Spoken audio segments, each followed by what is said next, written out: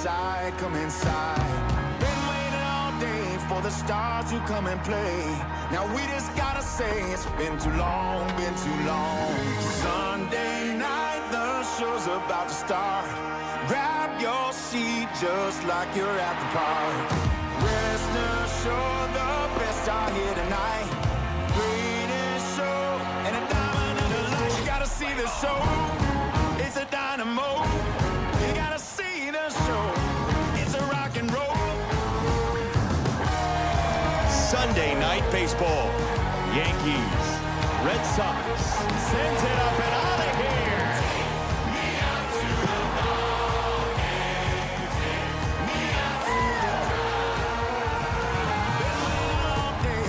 Stars who come and play. There's one thing left to say. It's Sunday night, Sunday night. Welcome to the show. Sunday night, let's go. Welcome to Sunday night. Come and see the. Come on. See the show.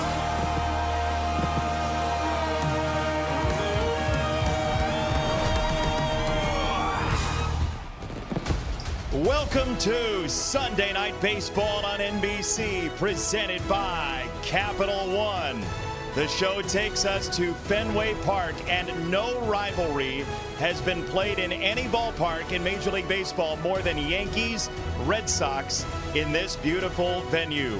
And against all odds has been the story of this series over time, and that sort of thing is what the Red Sox are hoping for this year. As Bob detailed in the pregame, it's a lot of teams to climb over in the wild card tower right now, but the Red Sox are winners of 3 straight. They are 5 back in the wild card standings, and look on the monster. They've taken the Yankees down a peg to second place by half a game. Jason Benetti, as always, joined by experts from both sides. It is World Series Winners Week here on Sunday Night Baseball. Roger Clemens, Will Middlebrooks, Anthony Rizzo downstairs. Will, let's start with you.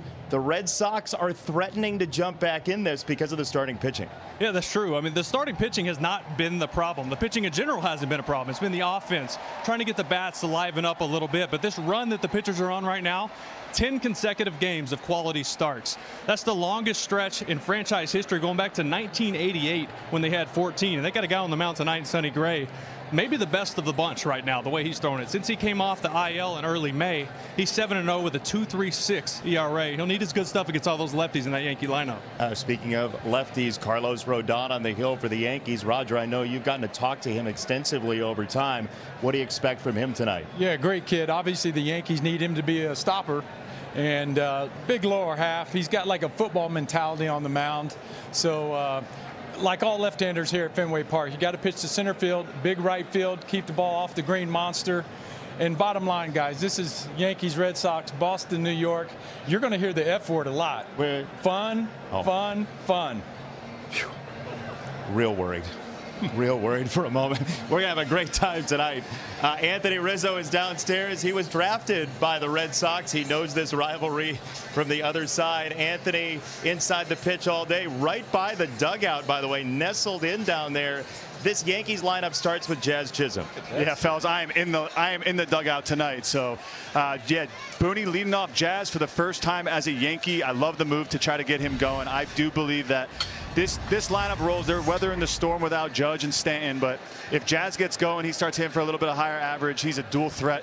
He can bridge you at any point during the game. He could steal bases. So he's such a pivotal key for me in this game and for the rest of the season for the Yankees. Yeah, he's got 30 home run potential in that bat. The Yankees lineup presented by Capital One, one of the top home run hitting teams in America, one of the top stolen base teams in America. They will be facing Sonny Gray, our pitcher profile presented by Salesforce. Rocket, you've been in this rivalry. You know what it's like out there on the mound. Sonny Gray is well built to deal with it because he's got so much stuff in his arsenal. He does. I love the way he goes about commanding the strike zone. If he is a little out of whack early, you're going to see him be able to put it right back into play within 2 pitches. He's his own pitching coach. That's what I love about him. Again, he reminds me a little bit of Maddox. And a little bit his finish, the way he finished my former teammate David Cone. Interesting you say that. David Cohn actually pitched in the last Yankees-Red Sox game on NBC, September 8th, 1995. You are unbelievable right now. Our Already. research Love team that. is unbelievable here on Sunday Night Baseball. Here we go. Yankees, Red Sox. A lot of fun. A lot of fun, baby.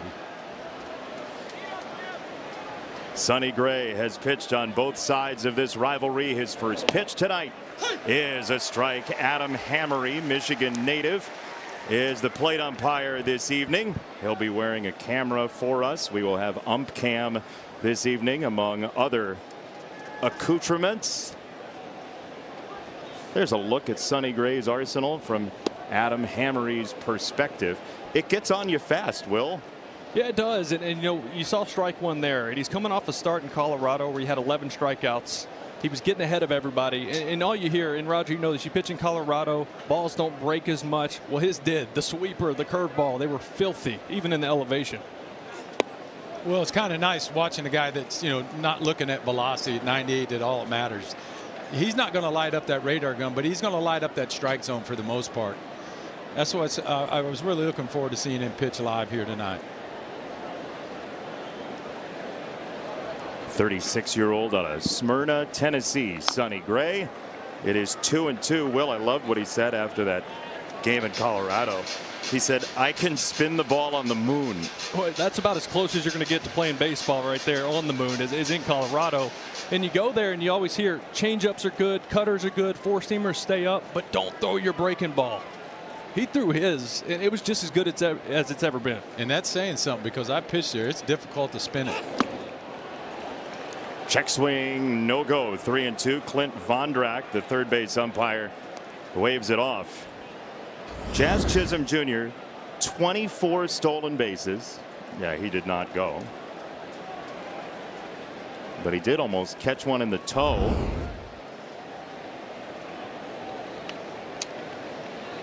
Three and two. Fouled away. Anthony Rizzo, you are our expert in hit by pitches on this telecast. Would you have just stuck your foot out? Yeah, for me, I just didn't see the ball when it hit me most of the time, especially the breaking ball. So, yeah, I mean, 2 strikes. If you get hit by a pitch, it's almost it's definitely a bonus because you're battling with 2 strikes. This is a long at bat against Sonny Gray. You have faced Sonny Gray, Riz. Late in the count, what did you expect to see out of him? Anything and everything. He dominated me. It was no secret. He's crafty. He understands what he's trying to do. He can make an adjustment right away on the fly. So all his complete arsenal at all times against Sonny Gray. Pitch number 8 is a swing and a miss. Strike 3. That's that cutter he flashes. His first punch out on the first batter. Yeah, that's what you're going to see from Sonny. And Riz just told you, it's hard to pick up on tendencies and sequences with Sonny because he has this massive mix of pitches, and he can throw anything for a strike in any count against any hitter, and it's uncomfortable.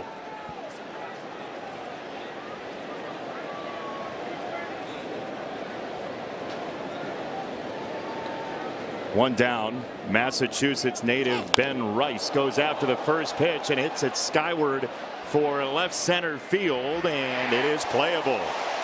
Nate Eaton skates over to make the catch for out number 2. Small sample size against Gray, but Rice was 3 for 4 with 2 bombs. So Sonny's out there thinking, hey, early count out against that guy, I will take it.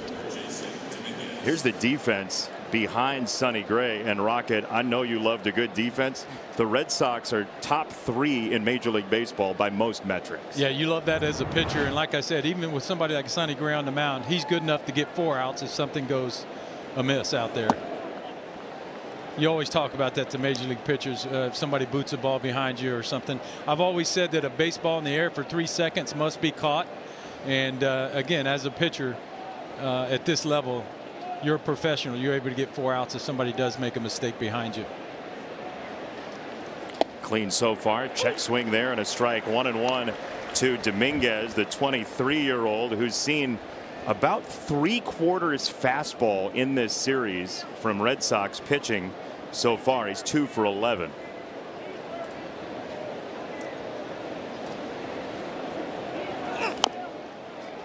So you saw the number that the last 36 at bats, Sonny Gray hasn't allowed a hit on 2 strikes.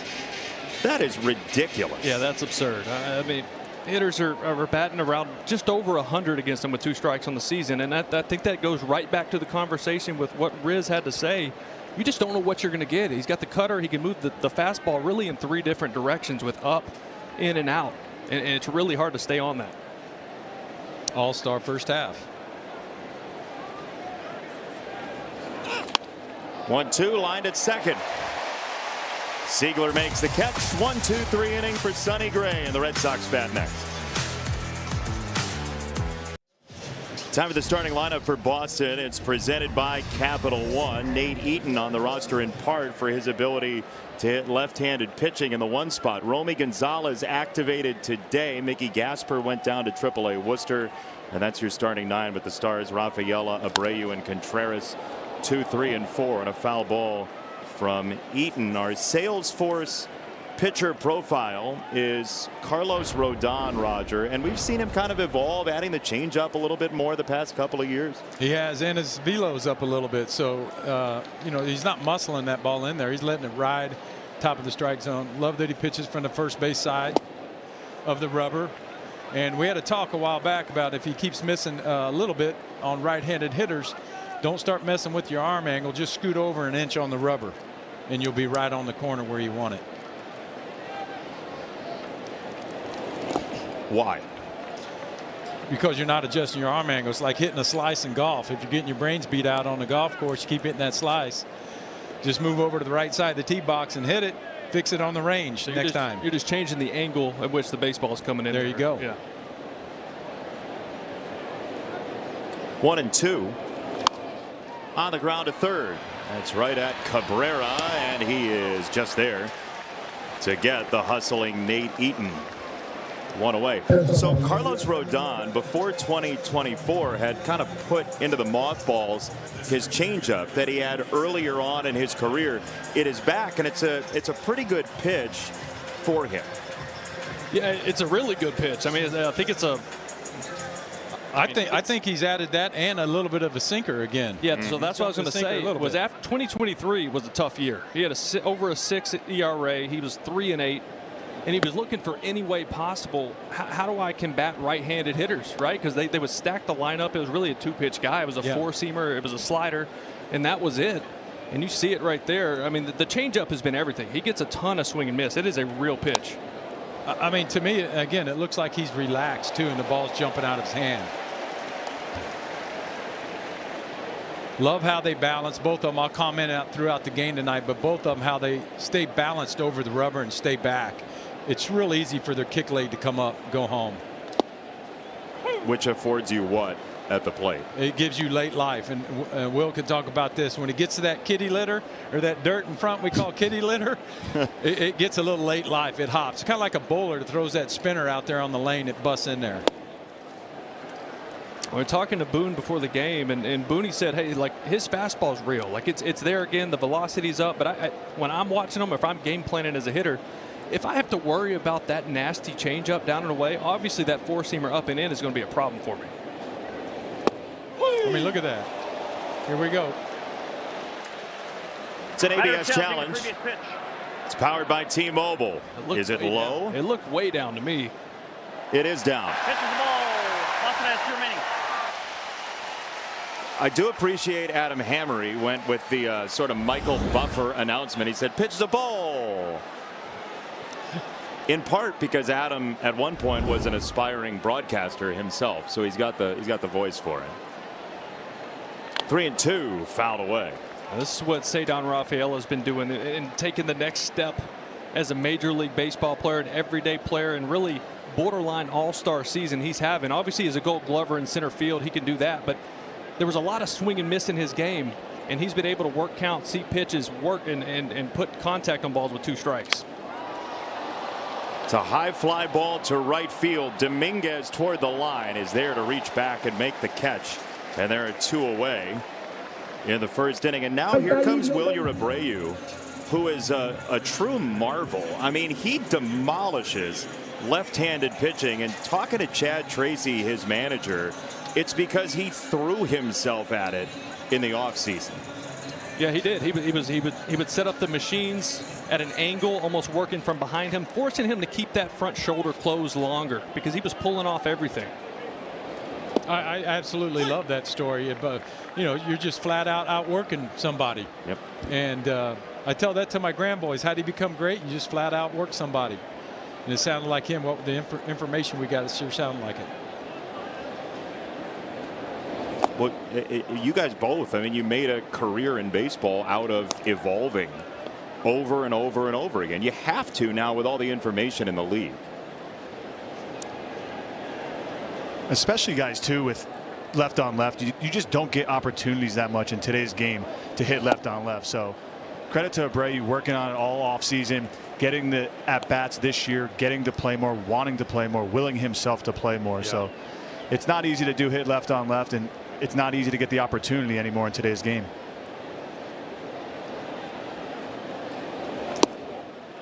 We talk about that at home, partner, all the time. I don't understand with left on left pinch hitting when right on right. It's just because I guess you think you see more. Do it more.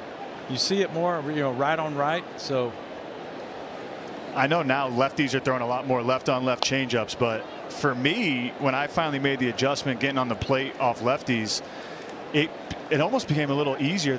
It's a two-pitch mix. It's really the fastball and the slider. So I felt like once I was able to lay off that slider away that you kind of flailed at as left on left, that hitting off lefties became a lot easier because it's only really a two-pitch mix off lefties, where you got the righties facing Sonny Gray today. It's 9 pitches and you have no idea where he's going to throw it. Riz, for that, as far as the breaking ball goes left on left, are you just looking at windows? You're like, okay, if this ball starts here, it's where I want to pull the trigger. If it's outside of that, it's a ball.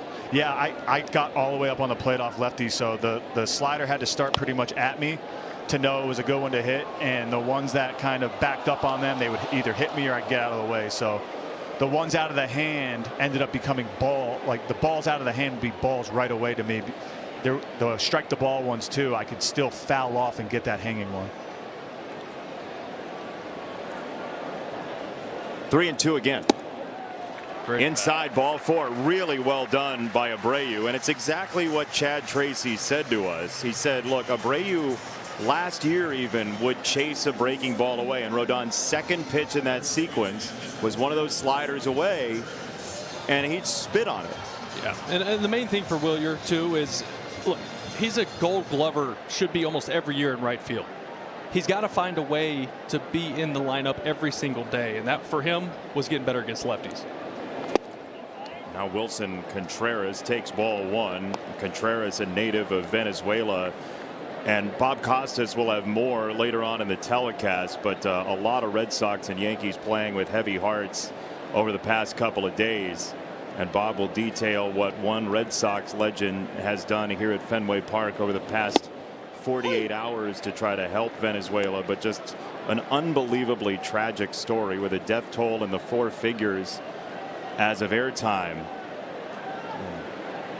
So many players across Major League Baseball have stitched VZ into their caps, Te Amo into their caps, as Contreras takes a big rip, and it's 1-2.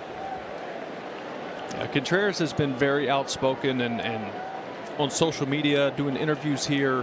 I mean, he was in tears on the sideline with Eduardo Perez yesterday when they were here, giving an interview and talking about his home country and friends and family. And he's a passionate person. We know how he plays the game, but when it comes to his country, it's even more so. 1-2 for him is a big rip and a miss. Strike 3. Long inning for Rodon, but a 0 on the board. We're scoreless. FanDuel is the home of home runs this season. Live look at FanDuel's home run odds for tonight's game. Cody Bellinger plus 550 in the batter's box right now with his 30 extra base hits. And maybe more. Deep to right field. This is threatening the pole, but catchable for Abreu. One away. You never know at lovely bucolic Fenway Park if a high fly ball to right is going to be trouble, Roger. Oh, pesky pole. It's always there.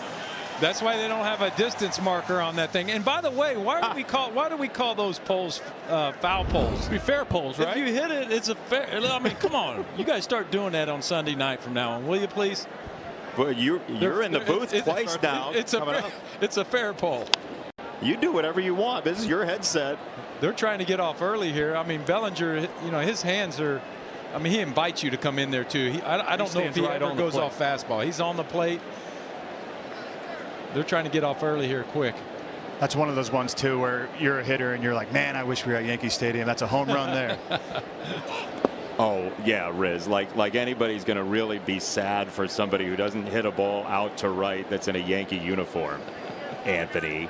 Hey, home runs are home runs. It doesn't matter where they're hit, as long as they go over that yellow line. That's right. It's a sand They wedge. all count the same. It's a sand wedge. I got a cheapie at Yankee Stadium. Did you? Yeah. No such thing, Will. Yeah, that's a good point. They all count. That red seat out here in right field Oh my counts the gosh. same as one home run. Let's talk about that red seat. When I was here, it was behind the bullpen. Right now, it's 4 rows from the top. Yeah. What's going on with that? Urban legend. You're saying they moved the Ted Williams seat? I'll tell you this. I'm not going to say it, but it's getting up there awful I far. watched David Ortiz hit out here with a metal bat and couldn't reach See it. that? He couldn't reach it. And I was in spring training with Josh Hamilton. Now it's not just a pitcher complaining. Right. There you go. I was in spring training with Josh Hamilton when he was trying to make a comeback in 2017 with Texas. Yep. And he hit a ball. It was either I think it was 2012 here against us that was obliterated, and it was maybe 12 rows short of it, which is a bomb. Yeah. And I asked him, "Have you ever hit a ball better than that in your life?" He said, "That's my best ball. That's the hardest home run I've ever hit in baseball." And we've seen him hit them almost out of Yankee Stadium in those home run derbies, right? So when he said that, I was going, okay, maybe I need to change my stance. Yeah. Just a little bit on this.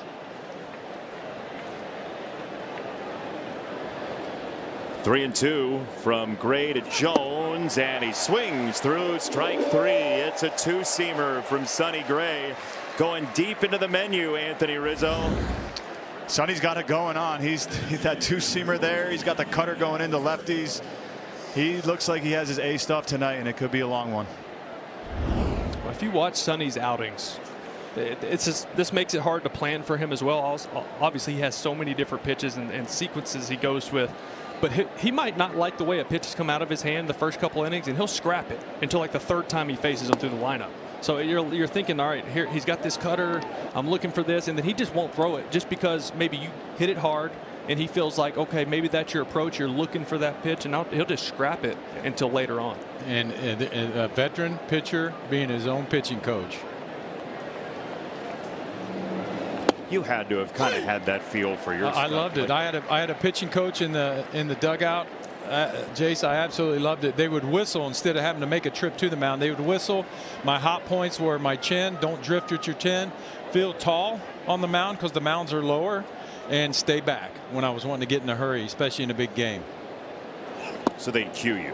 That's it. Whistle at me, he'd point at his chin or give me one of those 3 looks. And again, being a big league pitcher, you should be able to put that into play within the next 2 pitches.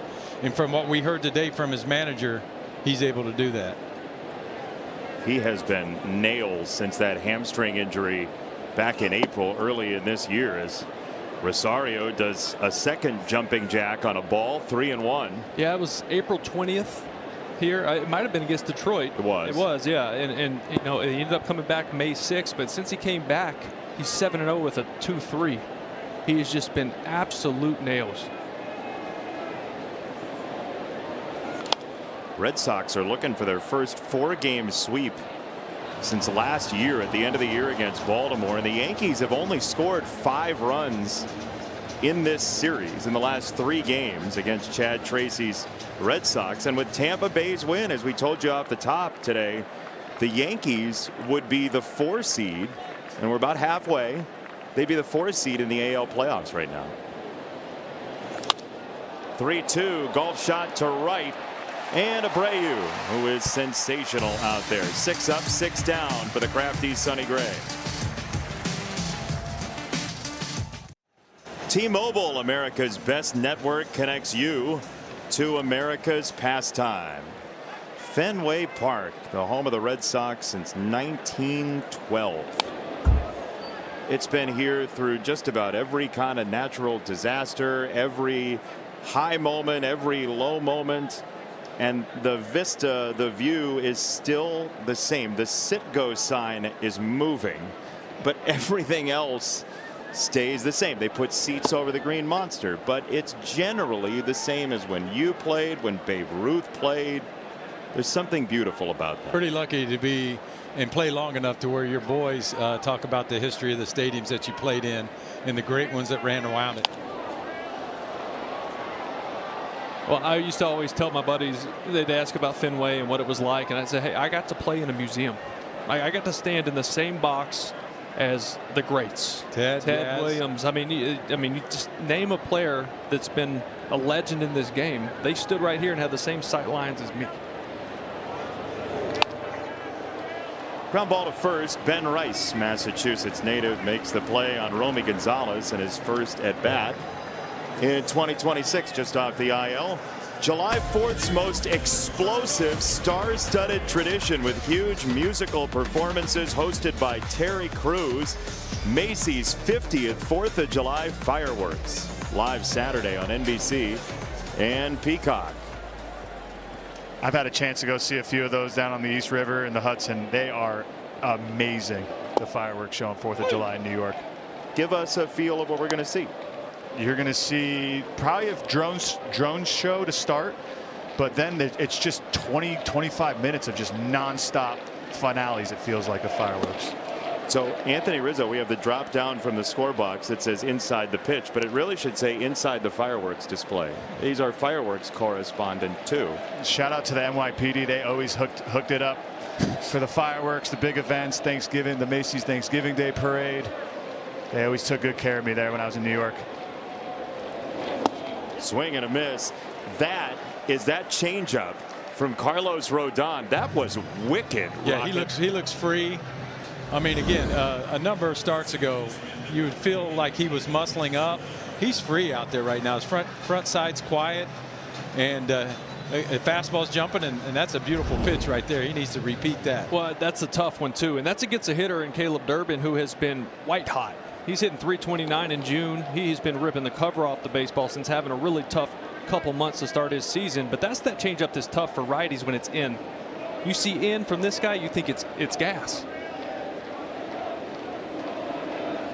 Or he'll throw that back foot slider too. Right. That thing kind of floated. That was gross. As a righty facing a lefty who's likes the fastball in, his changeup generally middle out or beyond.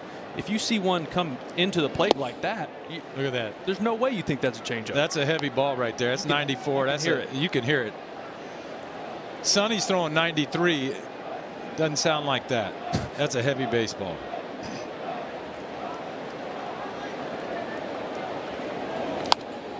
One and two on Siegler, just off his first career home run. Yeah, this kid's fiery. He plays hard. He's only been up here for a week or so, a little over, and he's had some big at bats. He has the one home run, but other than that, it's been competitive at bats. He's getting on base. He's playing a solid second base. Got a little bit in the big leagues with Milwaukee. You see right there, he was drafted by the Yankees, was a first rounder. And when you put Garrett Cole on your tickets punched for your first one, it's pretty good. You're doing pretty okay.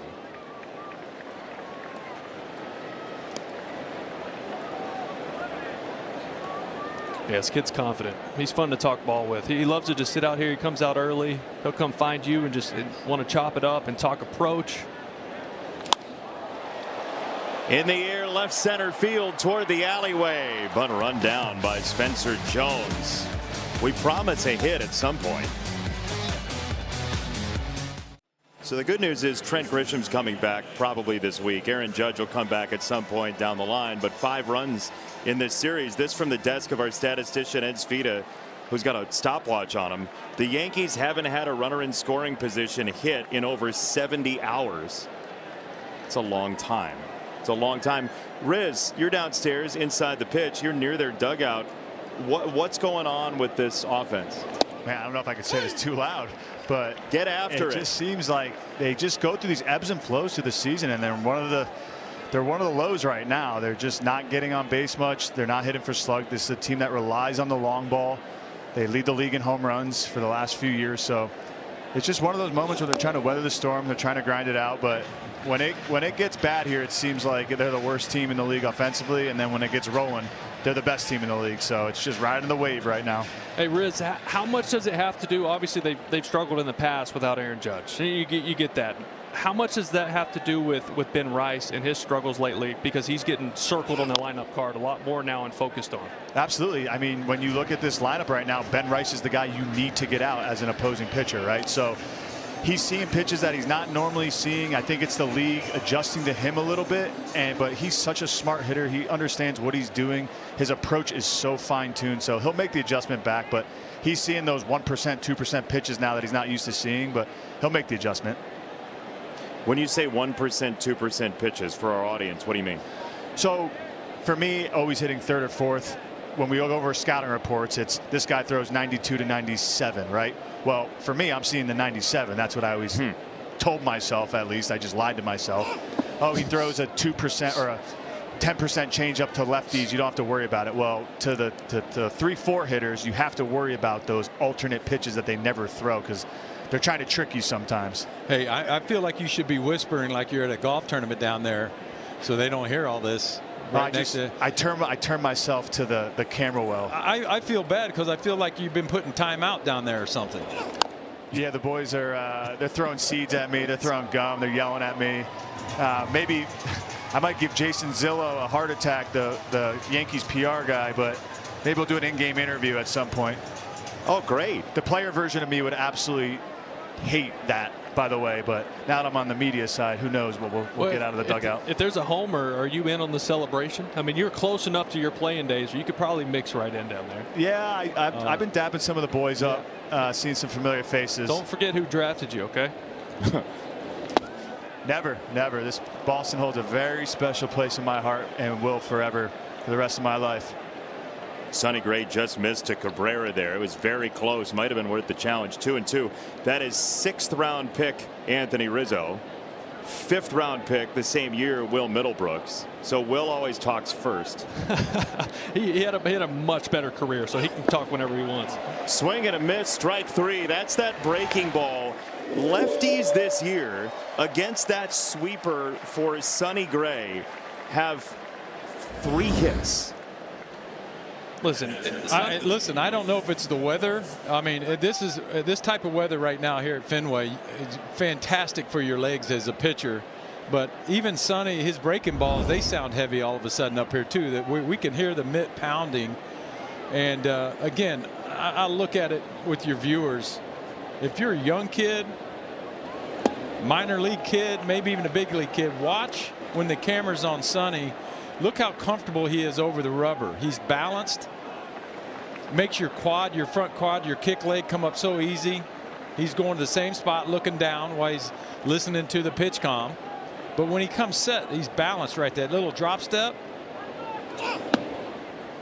Love it. He's become like the old school pitcher now, Rocket. I mean, he's throwing what, 92, 93 in his fastball, but he knows how to pitch. He knows how to set hitters up. He knows how to locate, where a lot of guys now are just power arms. If you're a young pitcher coming up, you masterclass. Hit your spots. It's a tale as old as time. Repeats his delivery. It's so easy to repeat. His balance, he's got probably 80% of his weight on his back leg, 20% on front. Well, so and he is throwing 93 miles an hour. I want to say that he's a power pitcher. I mean, you're featured about 93, so. How much of your outing is that stuff compared to just reading swings and just trying to figure out what they're trying to do against you? It's in the air for right field, and a hard charge. Abreu slides and makes the catch. A dazzling effort again from Abreu, and a tip of the cap from Sonny Gray. Yeah, so, I mean, to go to your point, when you come out of the bullpen, you know what you have working. You're going to go with your strengths until they force you to change. Great catch right there. I was about to say, the strength of the Boston Red Sox is their outfield. I mean, you need 2 center fielders when you play here because right field is massive. Wilyer Abreu by the metrics, by the eye test, doesn't matter what you use. He's the best right fielder in baseball. That was a great catch. He can go get it, and he's got a can. Big part of the field right there. Here's Caballero. First pitch swing on a ground ball to third. Caleb Durbin makes it a rapid fire. 9 up, 9 down for Sonny Gray.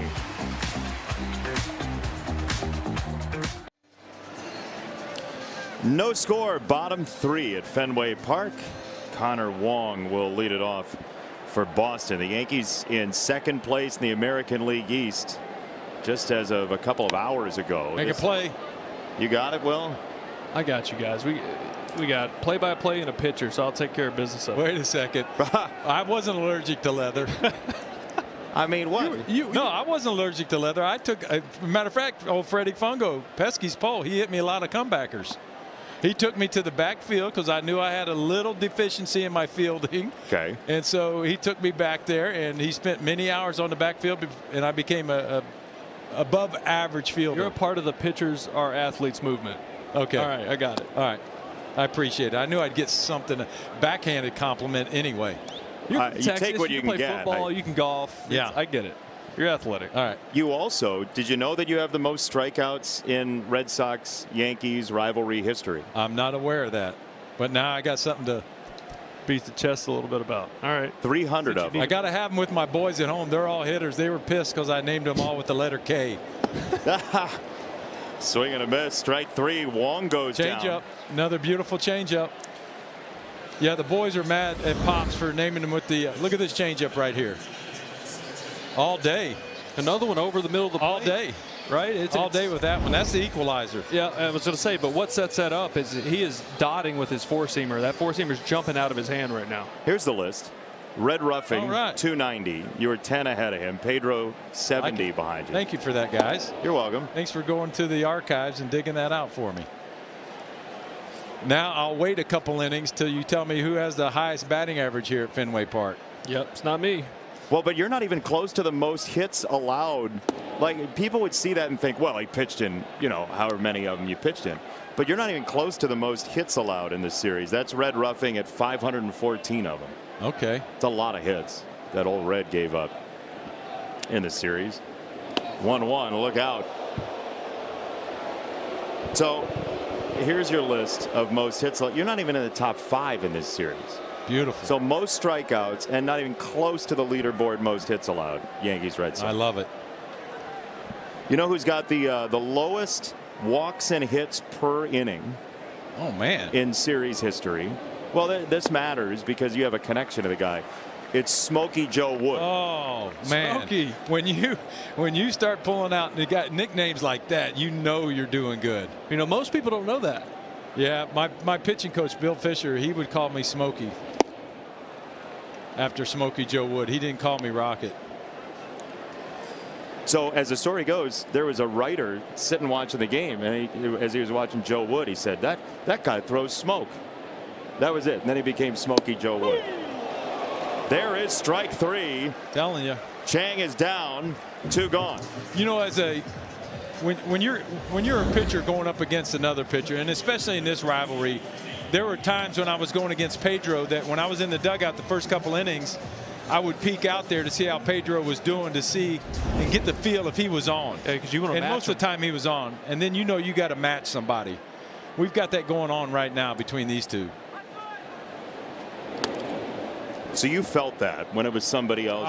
I did, Jay. Every time I took a look at another guy that was mowing him down, and if I felt like he was on, I knew that there were certain hitters I was going to have to be careful with too if the situation presented it. Like in the 2003 ALCS. 100%. Right? Yeah, absolutely. That was a doozy.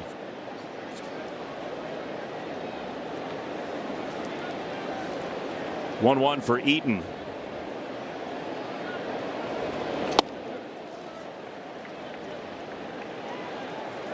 Rodon 4 strikeouts. Gray 3 strikeouts. 1 base runner combined in the game. A walk of Abreu in the first.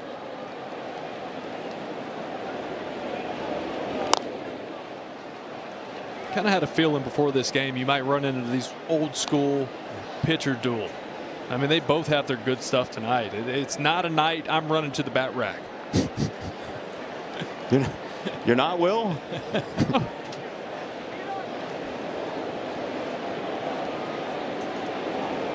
2-2. That's down. 3 balls, 2 strikes. Riz, you know Rodon. You know how he thinks about right-handed batters. Where's his mind on this 3-2, you think, to Eden? Well, I think he threw that big sweepy slider there 2 pitches ago, and it started out over and then it ended up inside. So that tells me he's looking out over. So I think he's going to go fastball in here. Wells is set up away, but he has him set up away or inside there. So 12 swing and misses. That's a lot in 3 innings. Yikes. No score, top of the 4th inning here at Fenway Park. And as we mentioned earlier, so many folks around Major League Baseball have hearts with Venezuela. And a number of Red Sox players, as we mentioned, including Wilyer Abreu, have their hearts with that country, which has been so much part of the fabric of Major League Baseball. Tony Armas here in Boston, among others, back in the day. And Bob Costas, our Hall of Famer, Ford Frick Award winner, is with us. And Bob, I know your appreciation of history and civic duty matches here with this Yankee-Red Sox rivalry. Yeah, there are 5 Red Sox with ties to Venezuela, native Venezuelans: Wilyer Abreu, Wilson Contreras, Andrew Monasterio, Carlos Narvaez, and Ranger Suarez. And for that matter, 2 Yankees, Ali Sanchez and Oswaldo Cabrera. And some of the Red Sox players have donned hats with letters VZ sewn into the side during games. Abreu wore SOS and All Together for Venezuela on his hat. Contreras also wrote Pray for Venezuela on his. Now, as you know, David Ortiz, Hall of Famer and Red Sox legend, hails from the Dominican Republic, but he was outside Fenway Park yesterday helping to raise awareness and funds. UNICEF reported that 1.8 million people, including 680,000 children, are in need of humanitarian aid. And at last report, nearly 1,500 had died and some 70,000 were still missing. So the death toll will obviously go up. These players are deeply affected by this and doing what they can from a distance to be helpful. Bob, I know your appreciation of this game over the long span of time that you've loved it. What does this compare to, maybe, that's in your head in terms of how players can impact the world using their platform? Well, this would be confined. What comes first to mind would be confined to the United States. The response of baseball and football, for that matter, in the aftermath of 9/11. Which was tremendously inspiring and inspirational to the rest of the country. You know, ordinarily people outside New York, or I guess Yankee fandom spreads, but other than Yankee fans, the Yankees are seldom the most popular team because their success is resented. This is playable in center field. And yet, as you recall, in 2001, because of the way Joe Torre and Derek Jeter and all the rest comported themselves, and because of President Bush throwing that first pitch before Game 3 at Yankee Stadium in the World Series, and everything that surrounded it, the singing of God Bless America at the 7th inning stretch, the Yankees suddenly became, for much of America, their team because of the way they responded in the aftermath of 9/11. That's what immediately comes to mind when you pose that question, Jason. Yeah, thank you, Bob. That brings us all back to a time when we all felt very together through Major League Baseball and in the world. Here's a fly ball to right from Ben Rice, and it ends up with Abreu, one of those natives of Venezuela, for out number 2. I was fortunate enough, guys, to go to the World Baseball Classic final and see Venezuela top the U.S. and the joy and the passion that they had winning. You saw people crying, dancing. Such a joy to all the Venezuelan people. And the beauty of playing baseball, Will and Roger, you guys know, you get to play with so many cultures. And our Venezuelan brothers, they brought so much energy. I loved all the guys I play with there. So just heavy hearts for all of them and all of their families right now. Yeah, well said, Riz. Yeah, you come over, and for me individually, I grew up in small town East Texas. I get to Fort Myers, where I gain all this respect of the cultures and the countries that all my teammates are from, and just the beauty of trying to learn how to communicate with each other. Okay.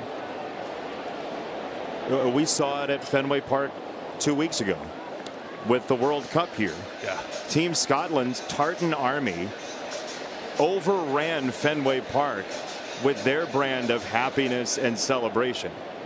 It was a scene that Bobby Thompson, one of the most famous Scotsmen in baseball history, certainly would have appreciated. And Germany and Paraguay will play tomorrow. Little hesitation there from Sonny Gray. How about that, Rocket? I see you out there. Love it. You talk about balance. Try that at home.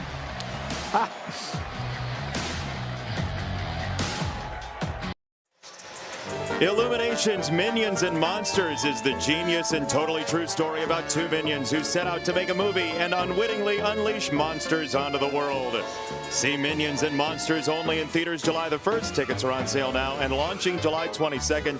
Topps latest baseball card set will feature MLB players made to look like minions using designs from Illumination.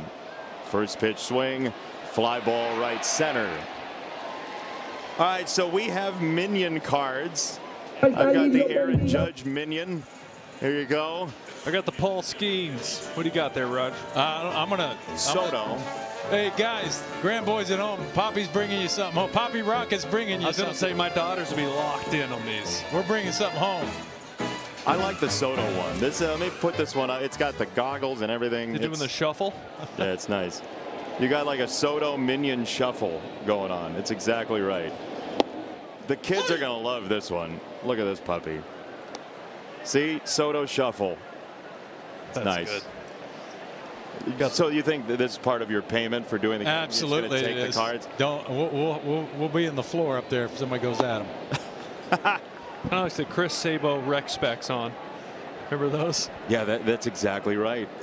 It's exactly I'm gonna right. do some trading right now. You need a hitter. You're a hitter. I need a hitter. You can have Skeens. Give me the pitcher. I feel like I'm at lunch in 4th grade right now. Doing Pokemon. Hey, can I have your Judge? You give me a Soto.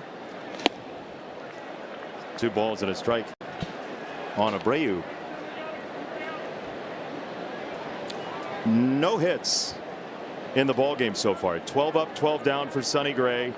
Carlos Rodon, who has a no-hitter to his name back in 2021 while with the White Sox. He missed a perfect game by one batter. It was a wayward back foot slider to Roberto Perez, the catcher for Cleveland at the time. That was the only base runner in that no-hitter for Carlos 5 years ago. Everybody knew what was coming. He still couldn't hit it. Is that the best feeling in the world, Rocket? Oh, I know that they know what's going on. This is. Jason, are you making a call? Are we gonna have a special Sunday night here? Maybe. I mean, look at the scoreboard. It's on the monster. That's what I say when we're talking this stuff. You guys know better to talk. Yeah, it makes me nauseous, honestly, a little bit. Quit talking out loud. I don't like it. I don't like kidding me? I don't like this. I don't like this. When I was hitting, I would be screaming, "Hey, man, you're doing what you're doing. Enough!" Right? Hopefully, they could hear it. Of course, put it in their head. I love how they all say, "I didn't even know until about the 7th." Come on. Yeah, you know. Well, yeah, Rocket, you were saying you didn't know you were about to break the record when you the strikeout record 20 pitch or your 20 strikeout game. Yeah, you're right. I had a bunch. I didn't realize what was going on until the Red Sox flashed something on the scoreboard about the Red Sox record. Then it was game on from there. Which was at what, like 17? I think so. 3-2. Did he go? No. Ball 4. How about Austin Wells? He was going to appeal to any court that was available. He went to first, then realized it was a lefty, appealed to third, and didn't get a check swing strike from either of them. Well, how about these 2 at-bats that Wilyer Abreu has thrown on Carlos Rodon? I mean, that's left on left. We told you the numbers. He's hammering lefties. He's seeing the ball well. And the way Rodon is throwing the ball tonight, I mean, he's filthy. He's up and in. He's breaking it down and away, and he's worked 2 walks. And then back to the changeup. First pitch, strike, changeup to Contreras. Well, Wilson is one of the most aggressive hitters in the game. Riz will tell you that. He's played with him. He's early count swing, and he's trying to do damage. I love what he's been doing. I love when he gets on the plate. Taking a page right out of my book. Honestly, we played together for a number of years, but you get up on the plate like he did. I know he did it in the first or second game here, and you start bullying some pitchers a little bit, and then all of a sudden they get a little worried about throwing inside and brushing you off, and he lets them know when they come inside. Now the question though is, Riz, with what happened a couple of days ago, if that pitch clips him, do we have shenanigans? Do we have benches clearing again? I don't think against Carlos. I think there's maybe more of a respect level there, being a veteran like he is. But guys know, I mean, as a pitcher, you know, look, I can't really go in there that hard. If I go in there, I gotta be careful, right? And that's, as a hitter, that's what I wanted. I wanted guys to be worried about coming in on me, and if it leaks just a half inch, it was advantage me. That was always my thought process. Hey, look, they made a little eye contact, and then they went out there and they exchanged phone numbers. That's no big deal. It's not even close to what you guys did back in the day. Well, and then you can times that by 2 in 1975 when guys were sliding into second, take your kneecaps off back then. They were trying to put you into the monster. Butch Hobson sliding into Nettles or something like that. Abreu at first, 1 out, 2-2 on Contreras, and time call. Yeah, I feel like when he crowds the plate too, especially against righties, it makes them uncomfortable, right? Because you don't want to go in there if you have some arm side run. You don't want to hit them, put them on base, and it almost forces the opposing pitcher over the plate. And even if they do throw a good pitch out of third, you can still pull it. Carlos lit him up inside already once. Right at third. Cabrera kicks it briefly. His throw is wide. Everybody's safe. Abreu was in motion. He was going to get to second regardless. Contreras is safe, and 2 on for the Red Sox with 1 out. Rodon made a really good pitch, a slider down below the zone. As a third baseman, you either have to decide on that first hop. I'm either going to go in and I'm going to play the short hop here and try to turn the double play. You see that big hop right there? You can either go in and get that, which I like to do because it gave me more time to turn the double play. If you're going to go back and you make that decision, you have to take that 45-degree angle and get back there and clear space to give you a chance to glove that cleanly. He hit that ball in the kitty litter like we talked about, that front area, and it was pretty hard, more like a spring training hop. Tremendous top spin. Remember, the Yankees a couple of nights ago had 4 errors. Just threw it all around the ballpark. And now with 2 on and 1 out, Romy Gonzalez, who's just off the injured list with a shoulder issue, then a bit of a hip thing in the minors. Yeah. He's activated today. The hope, Will, is that he can start the assault on the Green Monster in the right-hand batter's box. Yeah, this is a guy who was really just a lefty platoon guy last year, but with some injuries, he got a lot of more opportunity to play against righties and lefties, and he showed that he could hit both. But last year against lefties, I mean, he hit over 330. I mean, we're talking top 5 in any category against lefties last year, so they're happy to have him back. This is his season debut. They scored that ball in air, so now what we talked about a little bit earlier, going to have to get 4 outs now as a pitcher. Romy Gonzalez takes inside. Yeah, see if he can pitch over it. Here we go. This is what we talked about. Yeah. Well, Romy didn't really have a spring training, really. I mean, because he's been dealing with the injuries, and he was 2 for 18 in his rehab stint in AA and AAA. Look here, another one on. Big chopper. Rodon zings it over there to get the out. 2 gone, second and third for Boston and Caleb Durbin. Nice play by Rodon to get 1. That's a great play. Yeah. I mean, I know there was a few starts ago, maybe his first couple of starts coming back, he tried to do an Air Jordan jump throw and zooed one. So that's a great great adjustment for Carlos there to make that play. I mean, that's big. 2 outs now, second and third. This is big to get out of this inning.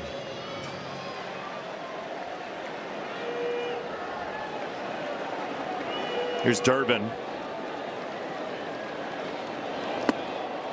And it's another first pitch changeup. Playing over their aggressiveness right there. And it's tough too as a hitter. You have to gear up for like the heavy fastball you're talking about. It's jumping on you. He's using it into righties, and he's just torturing them with that changeup. I don't see a pitch com on him that he's hitting anything as far as Carlos having the pitch con on him. So I think Austin is, Austin's calling this game behind the plate. He has a great amount of trust in Wells and the scouting report. He just lets it. He's old school. He two old school pitchers tonight. He just, hey, you're going to call the pitches, whatever you call, I'm trusting in you. That's 3 changeups in a row from Rodon. Would you feel like that if you showed the same pitch several times to a good hitter? They kind of lock in on it a little bit? Just trying to play, the hitter being too aggressive, just trying to play on top of what he's doing. 2-1. I mean, it's no secret. It's no secret what he's doing. I mean, his first at bat, he threw him all off speed as well. So, is Durbin. Let's see if he just stays disciplined, try to get a heater here. I mean, he's forced himself one in this 3-1 count. Well, Durbin's been, hotter than hot lately. I think he'd rather take his chance with Siegler on deck. I'm going to pass. I'm going to throw a changeup here down, get some good arm action on it.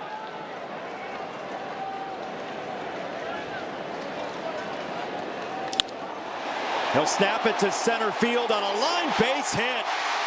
Durbin beats a fastball and scores 2. First fastball of the sequence, first hit of the night. If you just joined us from golf, you saw the very first hit on this 3-1 fastball to Caleb Durbin. Yeah, and I call, I just can't go there. I'm going to go with, obviously I threw a split. That I would go right back to the changeup. They're going to be, he's not coming off fastball there. First base is open, and I'm going to take my chance in a count right here. Durbin hit .417 over his last week. He wasn't trying to pitch to him there. He's going to run too. He wants second base, and he is in there, headlong safe on a steal. Now you got to slow things down. Somehow you got to figure a way. All of a sudden it's speeding up on you a little bit. You want to slow things down, get this third out. I'm really surprised he got a heater right there. I know maybe trying to steal one, but no. If you're a hitter, you're saying I'm looking for one thing right in this count. I feel like he's pitching around me, and you got your fastball. So Caleb Durbin, guys, in this series had seen 2 changeups at all. They were both in the opener on Thursday. Yeah. Check that. It was the 24th. It was the day before this series started. He had not seen a changeup since the 24th. So 4 of them into a fastball. Yeah. Amazing. That would have been against Freeland in Colorado. It's been all righty since then. So it's been power fastballs, sliders, breaking balls.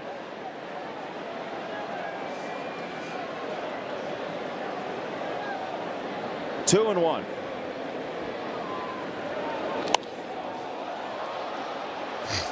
Pop up first base side, foul territory, and that's on a play. So if you just joined us from golf, a pitcher's duel has ensued. We almost had the first Yankees-Red Sox game without a hit through 4 innings since 1947. Wow. But Caleb Durbin, on the first fastball he saw in the sequence, punched it to center field and gave the Red Sox a 2-0 lead.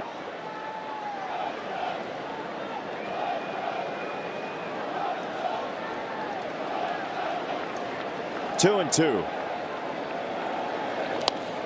Fouled away.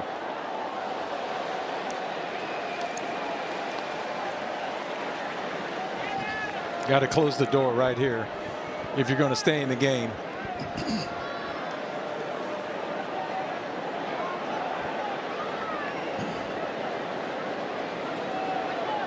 Two and 2.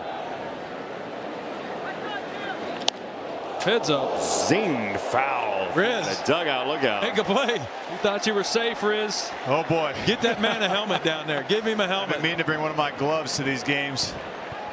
You need a chest protector for that one. That one came in hot. Yeah, a little slide. You see the slider, that break in off the plate. Siegler just way out ahead of it. Oh. Man. Yep. Little delayed reaction there. Well, Father Time's undefeated, Riz. Sure is. It sure is. Anthony Rizzo downstairs, Will Middlebrooks, Roger Clemens, Jason Benetti, our entire crew. Thank you for joining us. We still have 4 announcers after that foul ball, but we were leaning on maybe 3. Somebody take care of Costas. Keep him safe. Yes. Riz is down there looking at concrete. He's got an obstructed view. There's a few of those here. He's in the real lower bowl down there.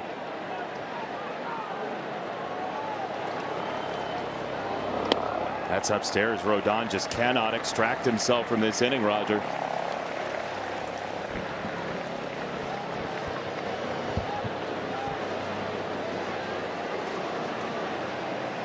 "78 pitches already for Carlos Rodon. He'll step off as time's called by Siegler. This is going to be the 29th pitch of the inning. Yeah, the Sox have done a good job of kind of just grinding these at bats out and starting to realize, hey, he's starting to get us try to fish out of the zone early and wait him out a little bit. Durbin's on the move again. It's ball 4, and he's got a stolen base. 2 stolen bases for Durbin. Give him a little breather. Yeah, good time for a visit. Give him a little reset. 2 bags for Durbin. You see him with the walk-in lead. Rodon not too concerned with him, just trying to make a pitch in that count.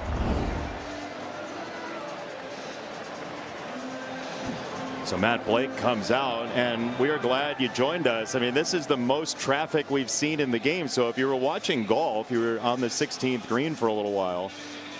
It's turned into now a Red Sox breakout in the 4th inning. Roger Clemens, Will Middlebrooks, Anthony Rizzo downstairs.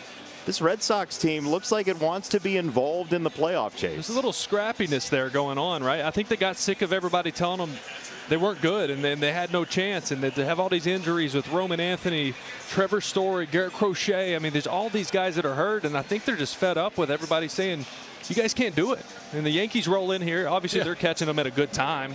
No Judge, no Stanton.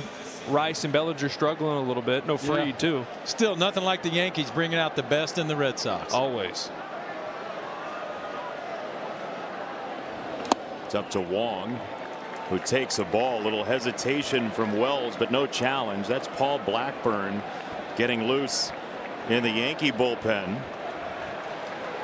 Threw 4 pitches yesterday and then 17 in the opener. This would be 3 of 4 for him. The beauty of this new wild card format is a team in last place coming up on July still believes that they can make the playoffs, and they very much could. They can get hot. You're going into the All-Star break and be a few games out of a wild card spot. So that's the beauty of this game right now, is that every team feels like they're in it. Every team's competitive. The game's in such a great position right now. Yeah, and the AL's not in a good place. The AL's been struggling coming into today. I think there were just 5 teams in the American League with a 500 or better record. The Mariners lost today, so they're 1 under. The Rangers are in first place in the AL West at 500. That's wild. A team like the Red Sox, I mean, do you go in on the deadline? I mean, making the playoffs here isn't good enough for this fan base. This is a championship city now. They expect championships. So do you go in and make the playoffs, or do you sell and get some pieces? It's going to be interesting to see. It's tough because there's such a good core group of young players here. And you're so accustomed to the Red Sox putting those veteran pieces around that, right? The superstars, the guys who have been there, done that. They have the back of the baseball card to back it up. They're going to have to get real hot here over the next 3 weeks if they're going to not get rid of a couple of those guys that they could trade.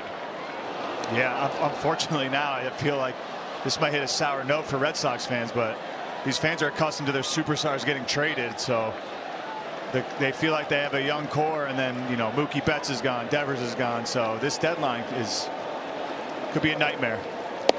Saw the general manager Craig Breslow there with Clay Buchholz. Yeah, Buck. That guy right there, he could manipulate the baseball, move it around better than anybody I ever saw. Had some of the nastiest stuff. 0-2 from Rodon. And he misses outside, couldn't get the chase. Roger, you said it early in the inning. Can he pitch over the error?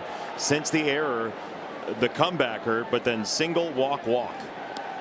Yeah, it's just like it's a huge focus deal that you got to pull in as a pitcher to try and get that fourth out. Austin Wells been pumping his glove to him even on the balls. I guess he's just barely missing because he thinks they were going to be strikes. 1-2.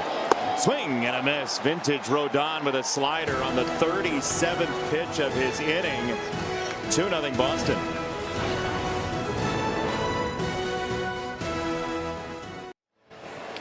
The New York Yankees are hitless through 4 innings in 3 straight games for the first time in 63 years. That Yankee team, just for context, went 104-57. So, you know, things will probably be okay for the Yankees. That was Maris and Mantle, and our old pal Tony Kubek was a shortstop. So, look, the Yankees are in second place right now by a half game. But Trent Grisham coming back is such a big piece of this team.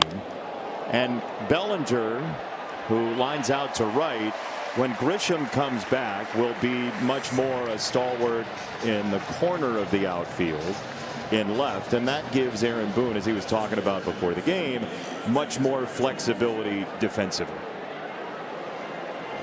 Yeah, that'll be a big one for them. And in game 1 of this series, they had Jose Caballero in left. That's an infielder. Yeah. There were a couple plays his way where he had to make a throw to home or go back in the gap and try to play the monster where he looked really uncomfortable. So to his point, yeah, they're needing him back soon. One down for Jones, who takes. That was from Bellinger, the Yankees' hardest hit baseball tonight at 101 miles an hour.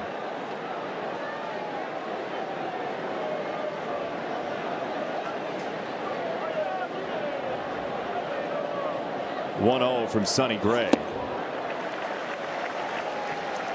Anthony Rizzo, he throws 3 fastballs and he'll throw all of them into left-handers. Yeah, and then he's going to come run one back to 2-seamer back. So there's cutting in on you. He's sinking it away. He's sinking it in. He has everything working for him tonight.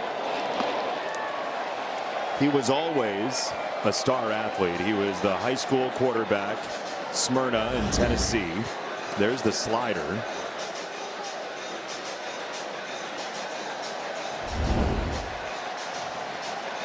He also was a theater star.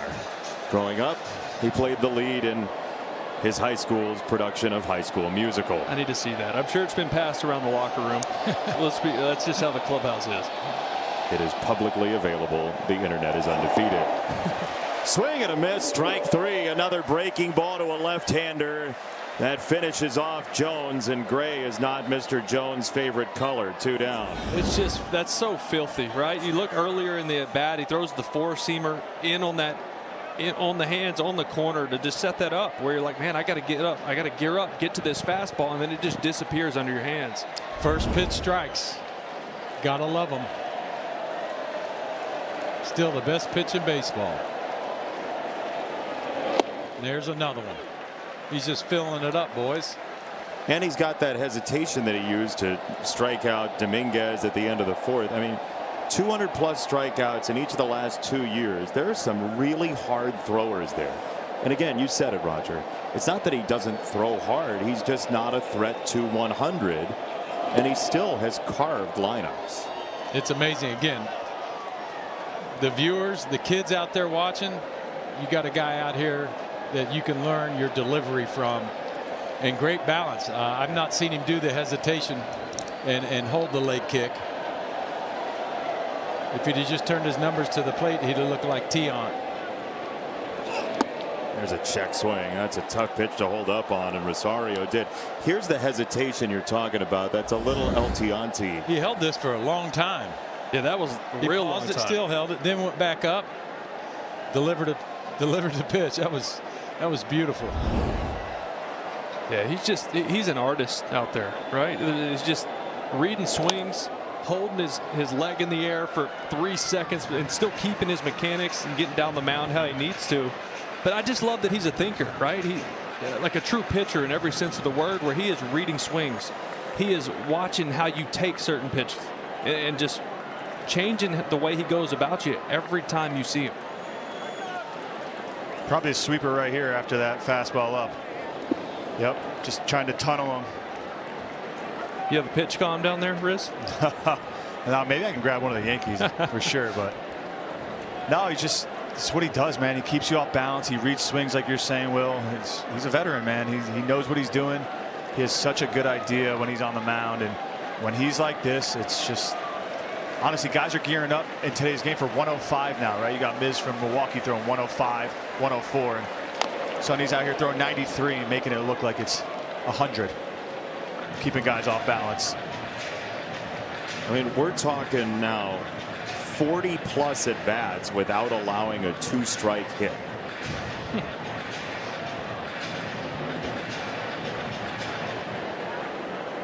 Anthony, if you're Rosario, what do you think you're getting here? I think you just foul the ball off. The sinker. He's probably going to his cutter. He's probably going to his cutter. Probably go slider here. Yeah, he went to the cutter. That's, I mean, it's just one of his bread and butter pitches, but everything is working tonight. So I think he could run something in on his hands right here if he wanted to. He's got him kind of leaning out over a little bit. Which is really what does he want to do? Yeah, that's what's tough with him is you go up there, you're like, all right, he throws cutter most of the time in most of his outings, and tonight it's his 4th most used pitch. Just missed. Ball 4, a 4-seam fastball, and the first base runner for the Yankees is on a walk to the 15th hitter tonight. One thing I've always knew about the Red Sox, I don't know if this is their game plan. I got to ask someone over there now that I'm done playing, but I feel like they just pitch to this ballpark, right? For me, at Yankee Stadium, they only pitch me away. Dominant, just away, and then here at Fenway, they just try to get me in so I can pull it to the big part of the ballpark. 100%. I talked about it earlier. You're dead on.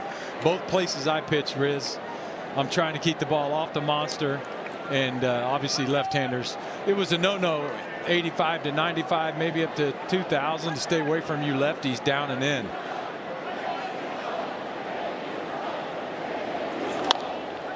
This to third is right at Durbin. Inning over. Sonny Gray still is not allowed a hit. We have a playoff hole in the Travelers Championship due to weather. Scotty Scheffler, Victor Hovland tomorrow 9 a.m. Eastern time. You don't always see a tournament end on Monday. It's sort of like a full moon. This to third base and Cabrera. For out number 1, Eaton has bounced out there twice. 1 away. During the break, we had a feature of Fenway Park that you typically see. It's basically every night that there's a wedding proposal on the video board. But today, the proposal got booed. You see the video board on the right side of the screen. Because we looked up, it was 2 Yankee fans. I mean, what was the price point on that? That had to have been expensive. Their first child, probably. I mean, how does that even happen at Fenway? I was waiting for her to turn them down, and then I was going to say, well, that was staged, right? That was perfect for the show. Then Wally comes running in, and there's hijinks and confetti, right? But that was real. 2-0 on Rafaela. Yeah, he needs a quick one here, Jace. He needs a quick one tonight. 16 swing and misses so far tonight. So, Roger, you mentioned you spent some time with Carlos Rodon, so you're not surprised he's back out here for the 5th? Not at all. Not at all. He's, like I said, he's got that football mentality. He looks like a linebacker, and he's a strong kid, man. This weather, he just needs a quick inning this inning. Fly ball left center field. Jones is there. If it's in the air for 3 seconds, it's got to be caught. Especially for some guys in this outfield. 2 down. MLB Star Spangled Sunday. Catch every team, every game, all at one home. Action starts next Sunday, July 5th, noon Eastern on NBC, Peacock, and NBCSN. You will see the Yankees on Peacock and NBCSN. You'll see the Red Sox as well against the Angels on Peacock and NBCSN late night. Our Sunday Night Baseball crew will be at Dodgers Padres. Oral Hershiser, Jake Peavy, CC Sabathia, our crew. 1-0 is just off. 2-0. Anthony Rizzo will be dayside in Atlanta. By the way, the Phillies are threatening the Braves now. That is getting to be a very close race in the National League East.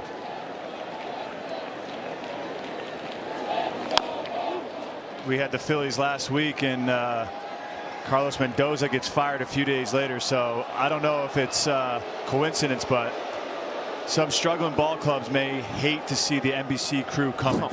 Do not buy green bananas if you're a manager and the NBC crew's coming into town. Do not buy green bananas. That's a 3-game spread in the National League East.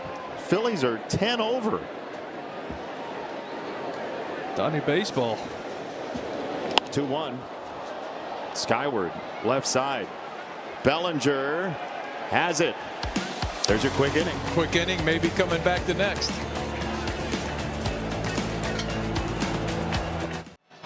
Time now for the This Changes Everything moment, brought to you by Universal Orlando Resort. Roger, Sonny Gray's filling the zone with first pitch strikes. 13 of them. First pitch strikes. We've been talking about it.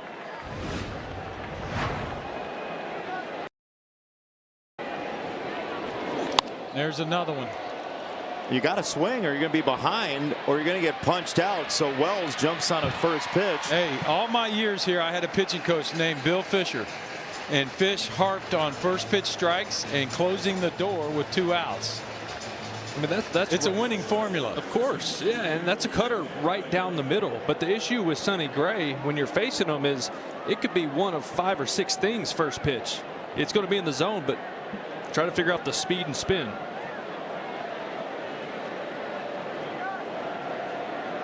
I didn't think there's a big difference between his cutter and his sweeper, but tonight you can see it.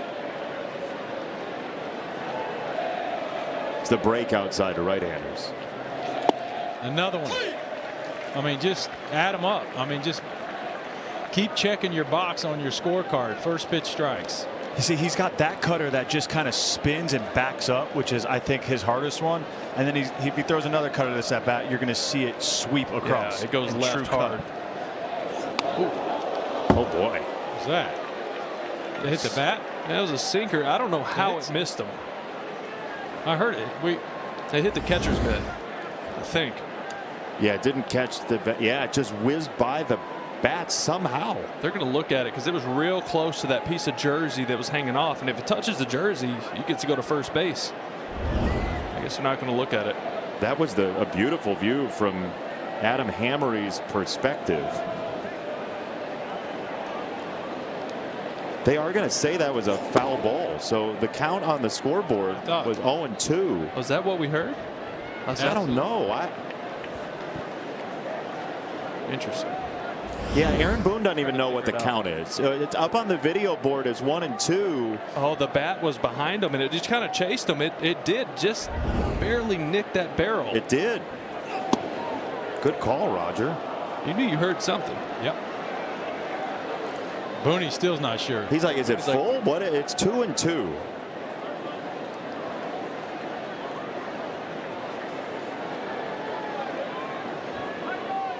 Everybody's trying to figure 3-1, 2-2. What do you got? It's a ground ball to third. Durbin for out number 2. Anthony Rizzo. I was told that one time you asked about the umpires' counters. Listen right here. Listen in. Yeah, all I heard was mitt right there. I thought so too. I didn't hear 2, and it definitely got a piece of the mitt. So either way, 3-1 or 2-2, it's a ground out regardless. Anthony, you know they're not called clickers, right? Do you remember that? I do remember that. What do they call the pitch things that they do? I should probably know this now that I called it a clicker. Indicators. Indicators. Yeah, Indicators. It's a baseball. I'm with you, Riz. Baseball trivia. I'm calling it a clicker. I mean, why would I know that? I'm not an umpire. Here's batter up. I found out coming to Pro Ball you can't call them blue anymore. Nice. I'm trying to do a FanDuel read. That's your company. Batter up with FanDuel. Live look at the batter up odds coming up. I had an umpire tell me that you went up to him and asked about the clicker, and then when he said indicator, you yelled to the entire infield, "They're called indicators, guys." Yeah, honestly, I had no idea. It's baseball trivia right there. Good teammate. Let everybody know. Put that in your pocket right with the fair pole now, will you? 0-2. And even years later, I still don't even know. I don't remember. It's an indicator. There it is. 1-2 is the official count. Man, I came up with Adam behind the plate. He was a Futures Game All-Star back when we were in the minors, Will. Yeah. Oh, yeah. He's one of the best in the biz back there. Good dude. 1-2. That was close. It's going to get a challenge. You know, it's one of those the catcher had to reach for, and sometimes that'll lead to a challenge one way or the other. ABS challenge powered by T-Mobile. It's high. Pitch is confirmed. It is a ball. Boston has one challenge remaining. You know, the Sox catchers have been much improved with their challenges behind the plate. It was a tough start to the season. Hitters, catchers, they're really aggressive early and weren't good with it. Then they got passive because they didn't want to get it wrong. Here, over the last month, they've been really good back there. That was a missed one. Hey, fellas, Garrett Cole just informed me that if Sonny punches him out right here, that might be 2,000 for him. Jason, is that right? Check swing, and that is strike 3 for Sonny Gray. He gets Jazz Chisholm Jr. We'll tally them all up when we come back. That's a real mad Jazz.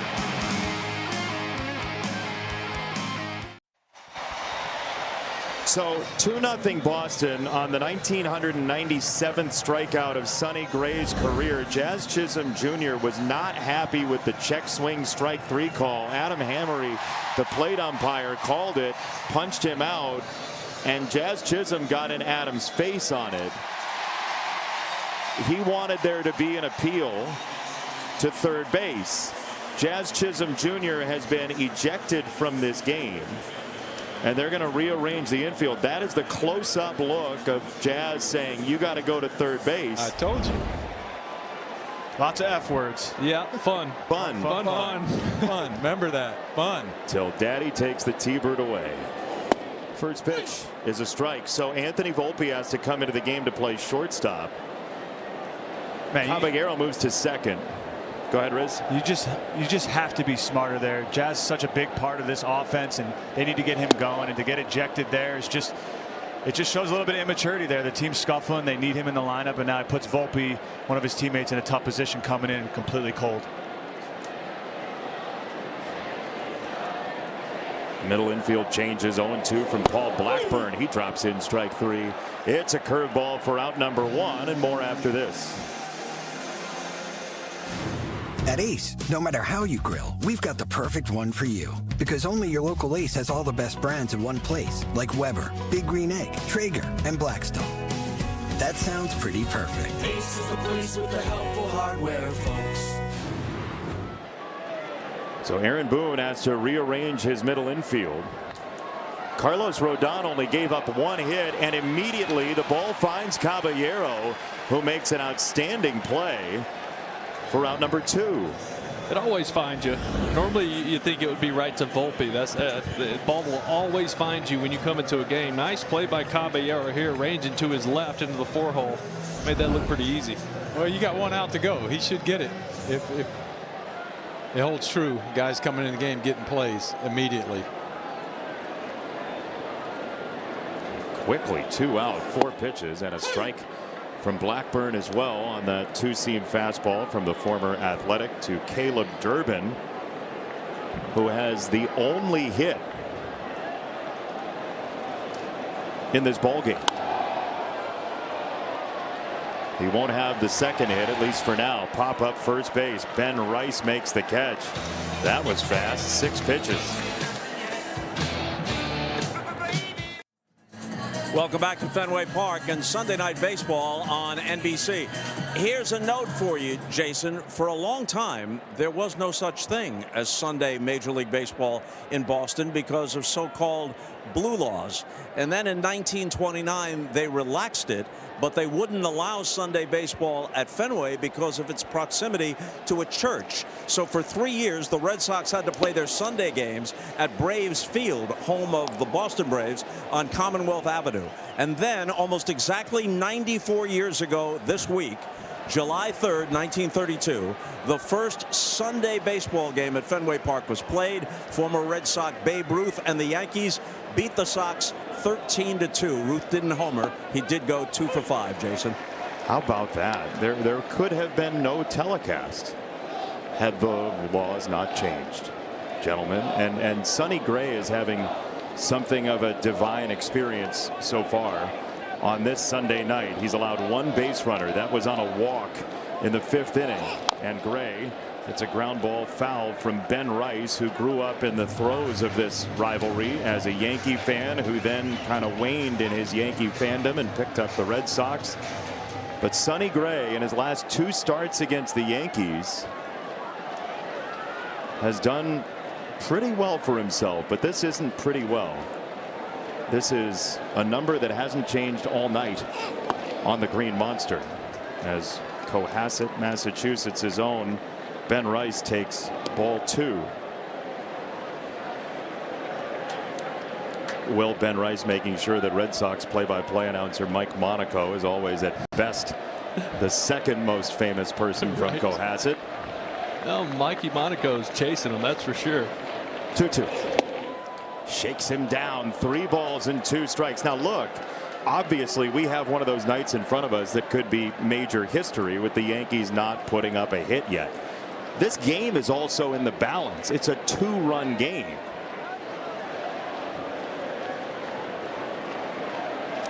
Can you tell by my silence? Yep. 3-2.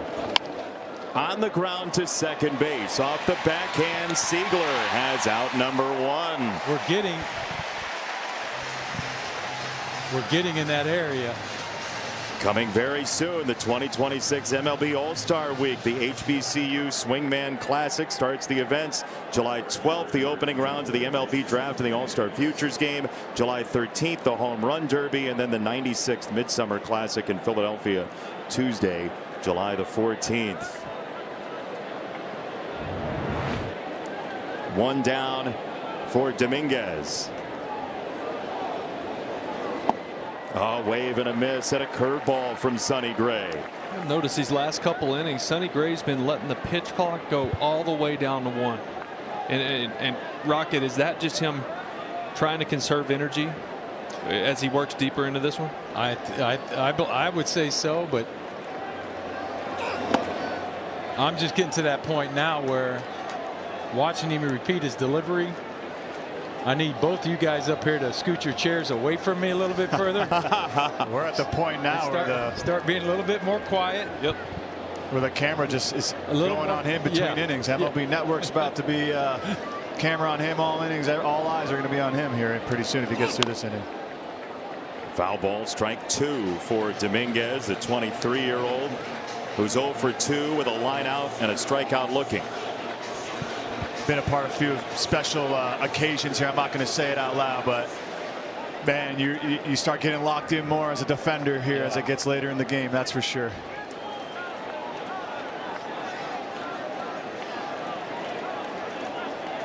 One-two coming. Ground ball wide of first, foul.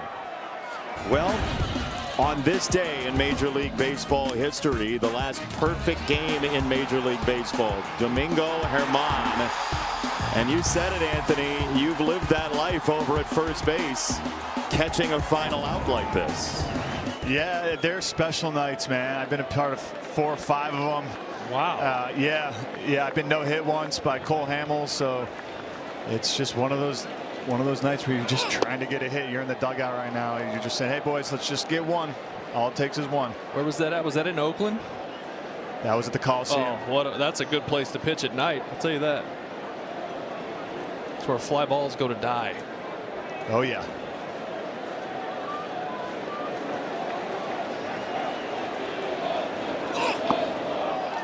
Low and in, ball 3 on Dominguez.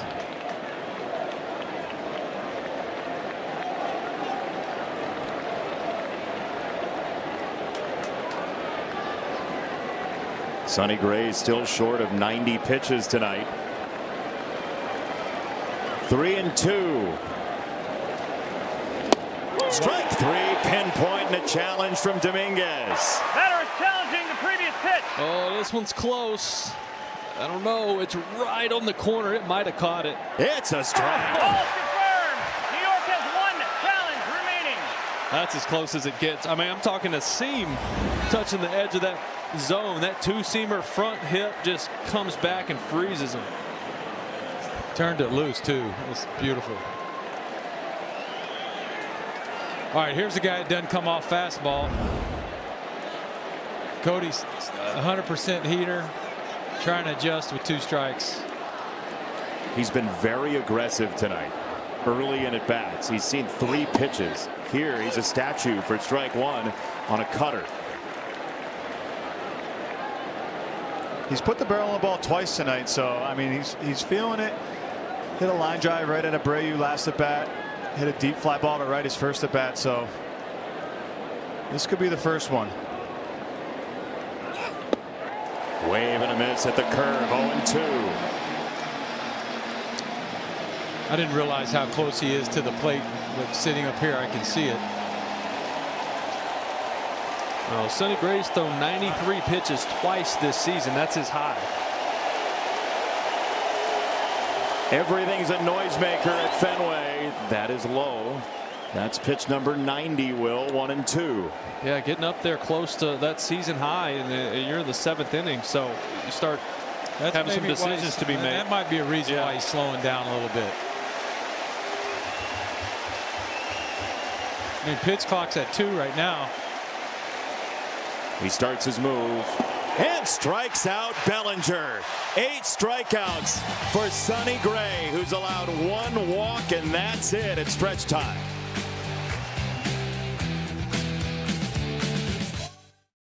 Sunday Night Baseball on NBC is brought to you by Capital One. What's in your wallet? And by Progressive Insurance, a grand slam for your budget. And by Expedia, the one place you go to go places. Young Sonny Gray, who was named for his grandfather's nickname, younger on that Yankee baseball card, as we get a challenge here from Siegler. Looked like a strike. Yeah, I don't like that. You only have 1 left. Calls confirmed. The pitch to the strike. Boston has no challenges remaining. Yeah, that's not the spot. Leading off an inning, nobody on base, early in the count. That's really not the spot to do it. Now you have nothing left. And the Yankees don't have a hit. You'd like to use those to protect Sonny Gray situationally here. I mean, it's also a 2-0 game. You know, you're 1 big swing away from this game being tied or even being down, you know, so you need to have one of those in your pocket. Not only does it allow you to challenge, but it keeps the home plate umpire tight back there. Yeah, I'm on the same page as Jason. You got to leave that for your pitcher in this game right here. It might come in useful.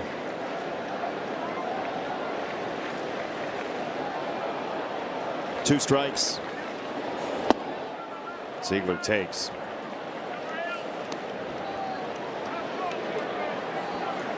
If the phone rings in the Red Sox bullpen, do you get up? No, but you and I both get up and go find a ride home. That's what we do. Back to the mound. Nice snare by Blackburn. 1 down. Wong coming up after this message. With the Capital One Venture X card, you earn unlimited double miles on everything you buy and turn all of your purchases into extraordinary trips. Capital One, what's in your wallet? Anthony Rizzo downstairs. Will Middlebrooks, Roger Clemens, Jason Benetti. Sonny Gray is the story so far. The Yankees have 0 hits as Paul Blackburn just defended himself for out number 1 in the home 7th. Sonny Gray at 91 pitches so far. Yeah, he's getting in that tough area for manager Chad Tracy. Shot to right. That is fair. Riding the line off the sidewall, and the carom makes it only a single. Just the second hit of the game combined. Well, there's only a few places that this isn't a double or more, and this is one of them where that corner juts out. It's about 1.5 feet from the foul line, or we'll call it the fair line. Roger, I know you like that better. And it's 1.5 feet from going into a corner for a triple.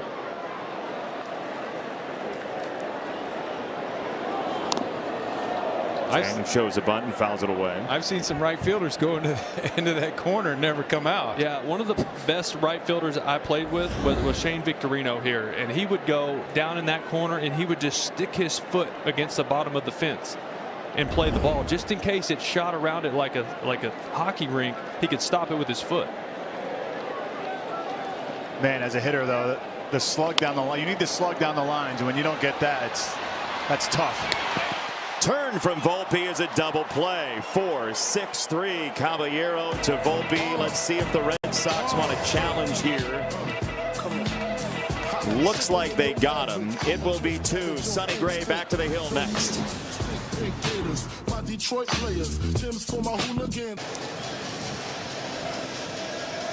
Sonny Gray is the headliner tonight. 91 pitches deep into his outing. There is action in the Boston bullpen, likely in case of a hit. It is Tyron Guerrero, the hard-throwing righty for the Red Sox, getting loose. Spencer Jones is the first Yankee to the plate, and he takes a strike. He has 0 hits up in the strike zone all year. He has 1 above the strike zone, but Sonny Gray living in the attic to start. Well, Sonny's going to be aggressive in the zone. He knows the pitch count. He knows his limits. Obviously, he's going to push it here, but he knows he's got to throw strikes to stay in this game. There's a second one for Jones.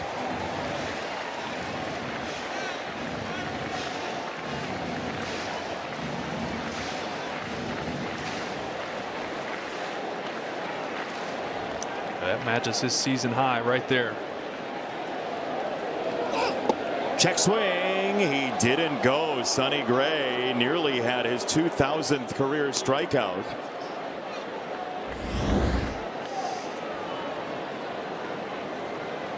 They got that one right. Just held up. I would think with all the technology, the Yankees know the same thing about his pitch count.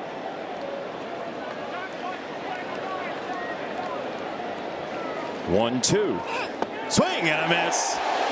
Number 2,000 in the career of Sonny Gray, but there may be more for him and his mantle tonight. I hope they don't flash this on the board right now for him. Look at the break on that, Raj. I mean, he the sweeper, the breaking ball. I mean, he spins it better than anybody in the game, and that thing just took a left turn. And being a little bit tired, he might be getting a half rotation or more. It's at a perfect speed right now.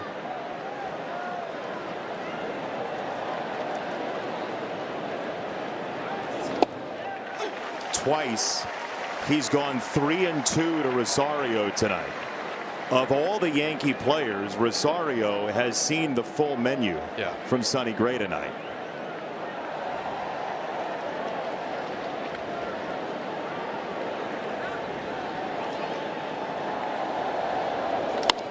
Up the middle into center, base hit.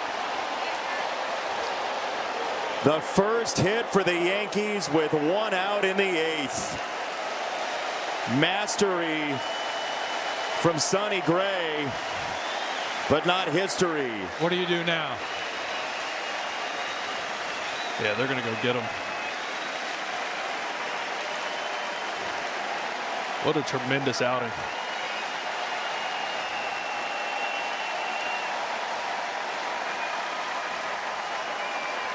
In 2004, Sonny Gray lost his dad in a car accident in Tennessee. That night, playing quarterback, he scored 4 touchdowns, all the points for his football team. He has been a battler, an artist. Tonight, he was brilliant. Tremendous.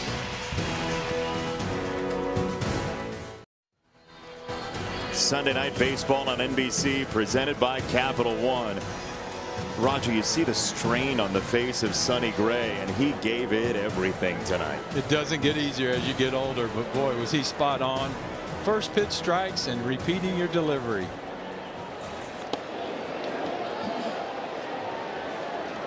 There were 5 no-hitters as Tyron Guerrero comes in. 5 no-hitters in this series history. The first one, Cy Young threw it in 1908 when the Yankees were still the Highlanders.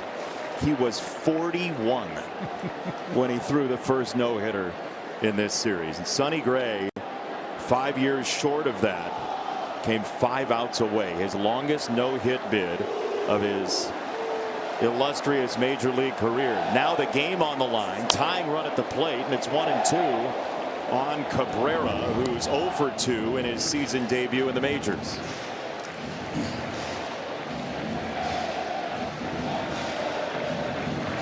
Try and steal a base or anything just to get some kind of momentum going. Rosario stays put. It's a foul ball.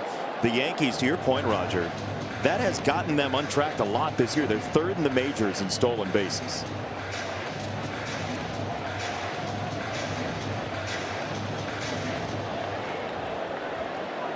Well, Guerrero, he's not exactly the quickest to the plate, but he's also thrown 100, so it's getting in there quick. 1-2. He's 99 and change.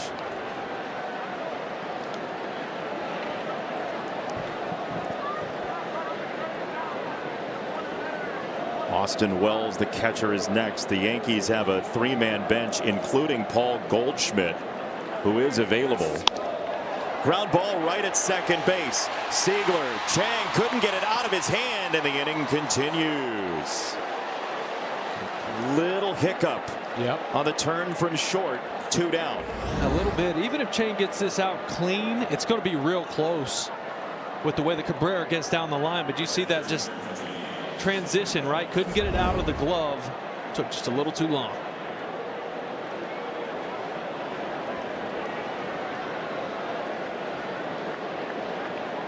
Two out for Wells.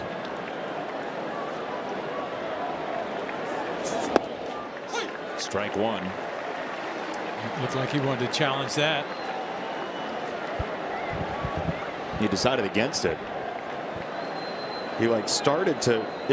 That's another example of how good umpires actually are at their job. The amount of hitters who think about challenging but don't in a split second has been large this year.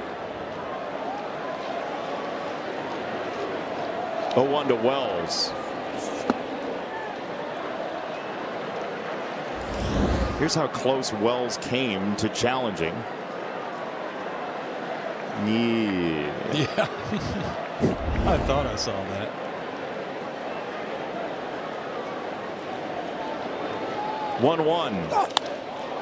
A drive to center field. Rafaela, one of the best in the business, tracks it down easily. We'll go to the 9th.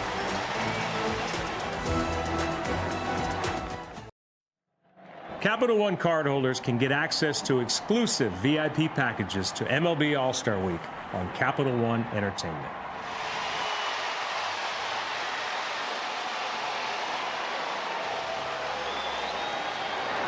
New pitcher for the Yankees is David Bednar. Jarren Duran is going to hit for Eaton. And the first one at the bottom of the 8th is strike 1. Bednar's coming right at you. 4-seamer, mid to upper 90s. He's got a real good split finger to go with it. He'll mix in a curveball too.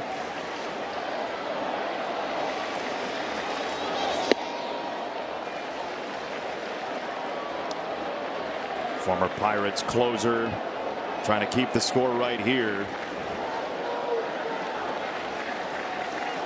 Carlos Rodon and Sonny Gray dueled beautifully tonight. Rodon gave up 1 hit in the 4th inning after an error derailed the inning for him. Sonny Gray allowed his first hit in the game with 1 out in the 8th.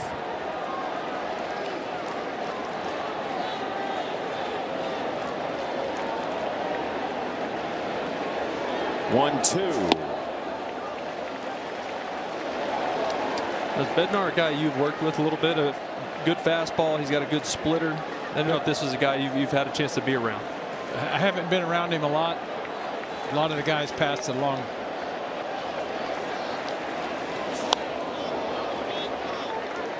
Fouled away, 2-2.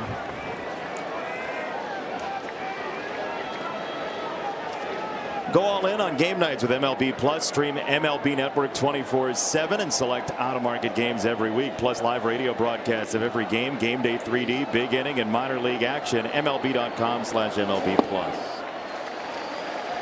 In spring training, had a nice talk with Matt Blake, the pitching coach, and Preston Claiborne, the assistant pitching coach, and we really got in depth on how I was throwing my splitter, and they passed it along to a handful of guys that are having trouble with their straight changeup.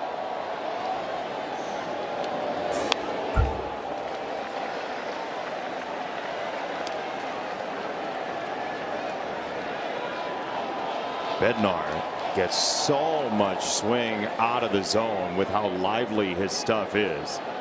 He is elite at getting hitters to swing out of the strike zone. 41% chase. That's the best in baseball. 3-2. In there, strike three. They don't have any challenges. Duran is out. There's one away. That was just pain right there. I mean, he had been fastballs up the entire at bat, splits down. You see that? Yeah, you see that down bottom in the zone. You're thinking that's a split. Bottom's going to fall out of it. He just sticks it like a dart. Yeah. So we wondered about Aroldis Chapman. He's thrown 2 of the last 3 days, but he would love to hop into this series and face his former team again. Surprising to me that they don't have anyone else up if the Red Sox score a couple runs here to not have to put Chapman in the game. Remember when we used to play, if we had 2 or 3 runs, we'd always try to play a game where we wanted to get the closer out. We had a derogatory name for it, bad word name for it, but it was kind of let's not let the closer get his save so we can score more runs. Sure, they love that. That fun word. Yeah. Oh, I see. Yeah. Fun, baby. I told you. Try to tell y'all. 2-1 to Rafaela. Aaron Boone's team has really struggled offensively in this series.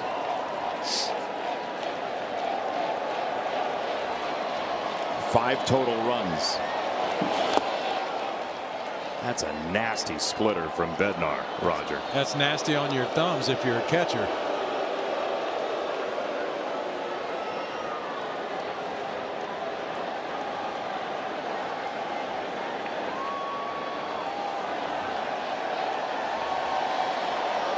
Two and two.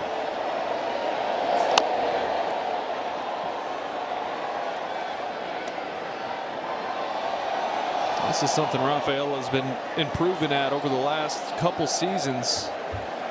He's such a free swinger, and you never want to take away his go button. That's what makes him good. But he's been so much more selective. His swing decisions have been better, and then with 2 strikes, he's been fighting. Volpe at shortstop has to speedily get it over there. He does. And there are 2 away. Abreu coming up after this. Want to stay up to date? Just tell Siri, show me today's MLB scores.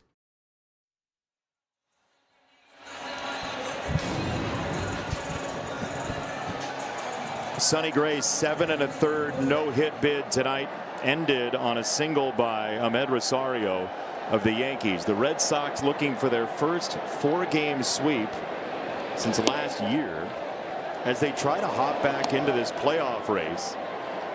The Yankees are a half game back of first in the AL East in a series that has gone south for them. 1-0.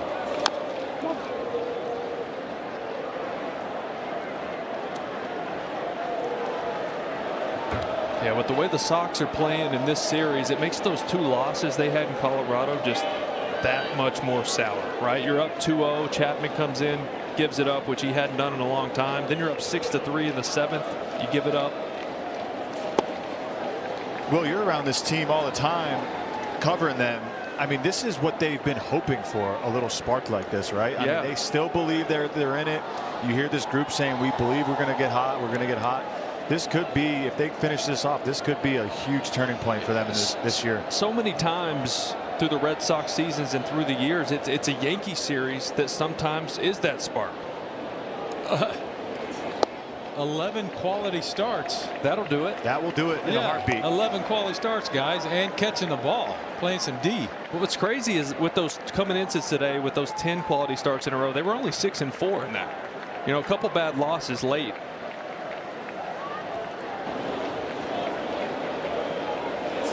And this also feels like right around the time where you say you should get your licks in on the Yankees while you can. Right. No Judge, no Stanton, no Fried. I agree with that. Catch a couple of these guys not going well right now, too. They went through this a little bit earlier in the year, too. About 6 weeks ago, they went through a little lull. It's part of the big league grind. You're just not going to be on top of your game for all 162. High fly ball to right. And that'll do it. All right. 2-run game, top 9 next.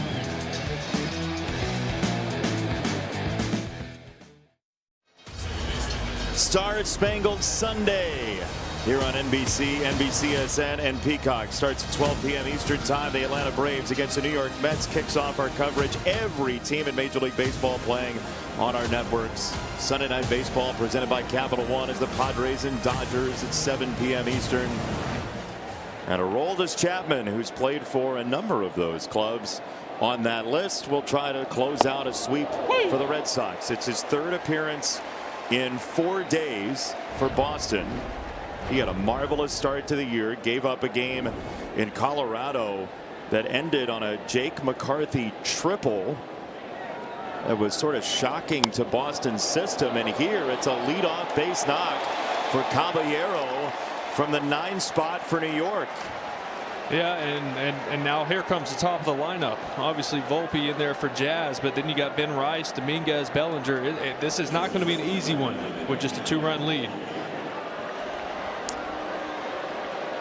So, Will, you've seen him all year. When it's gone right for Chapman this season, this version, what goes well? It's strike one. Number one, he has to get ahead. It's all about command for Chappie.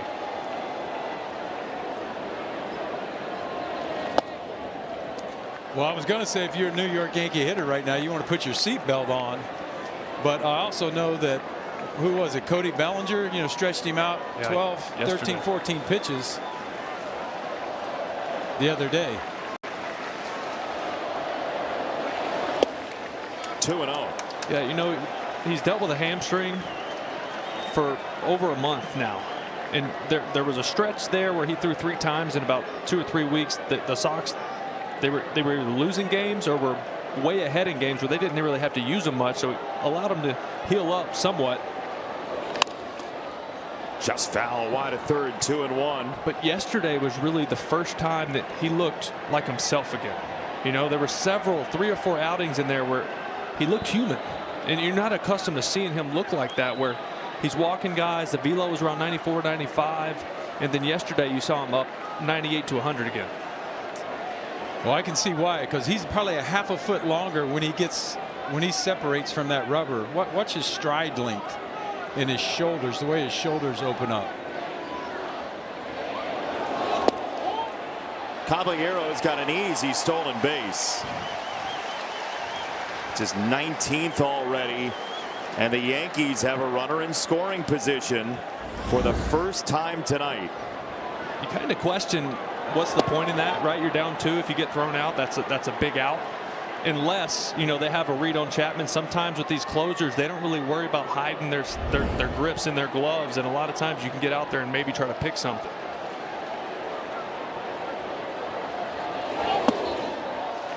Ball 4, 2 on, nobody out, and Ben Rice coming up. Boy, this would do something. A base hit for Ben Rice right here for his confidence to get back on the hit train for him.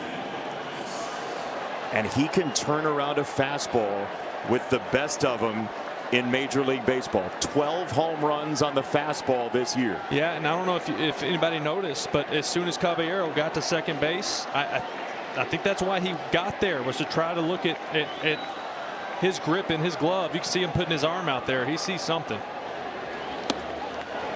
Ball one to Rice. Yep. Which that's part of the game. You can do that all you want. If you can see a grip, you can relay whatever you want. But that might be why he took the chance to steal second there.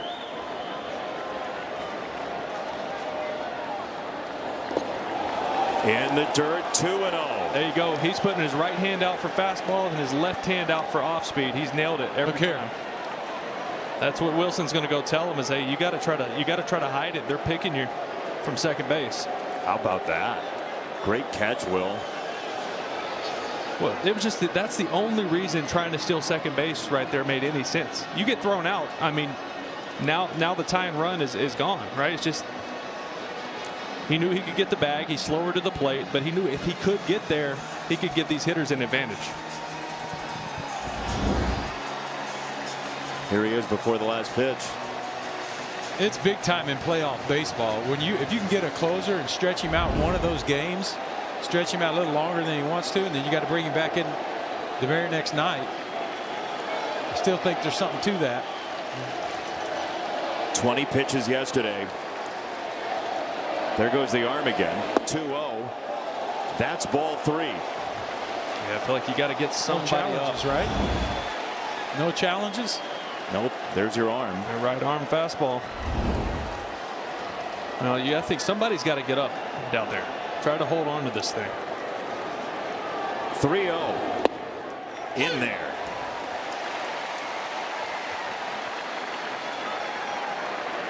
Anthony, you've played with Aroldis Chapman. Where's your mind here? Just get a strike there, get him back in the zone, get one out for him. That's in my mind. I mean, he could punch out the side with the best of them. So that's one. High fly ball, a rainbow to right. Abreu has a great arm. He's underneath it. Caballero runs for third. And the ball gets away. Volpe to second, a run home. Behind the play, he'll get to third. Volpe to third. The ball kicked around in the pinball machine. And it's 2-1. Just a total misplay that cannot happen if you're the Boston Red Sox and Wilyer Abreu. You have to know that is the tying run at first base. Your play is to second base. You're not throwing him out at third there. You're just not. There's not enough time. You're too deep. You just have to make a good throw to second base and keep that tying run at first base. That overthrow there with. Well, I was going to say, if he's throwing it to third base, he missed his spot by 20 yards. Yeah, you could see it just sail, right? It landed closer to the mound than it did third base. He knows it. I mean, we told you this is one of the best right fielders in baseball. He knows it. As soon as it left his hand, it was just it sailed on him. Well, this is where Chappie just got to say, all right, boys, buckle up, let's go. And you have to just find a way to get through this. And now you have one of the best hitters against left-handed pitchers in all of baseball coming up. Paul Goldschmidt will pinch hit. A career renaissance in some ways at age 38. Riz, did you give him any tips while you guys are down there talking? No, not right here. Here we go. He's a veteran. He's going to put the ball in play here. If it's in the zone early, I'd expect him to swing. Infield in. First one. He does swing, and he sprays it foul. Strike one. Let's go. It's on. Texas State Bobcat right here. Lumberjack. San Marcos played at the Woodlands in high school.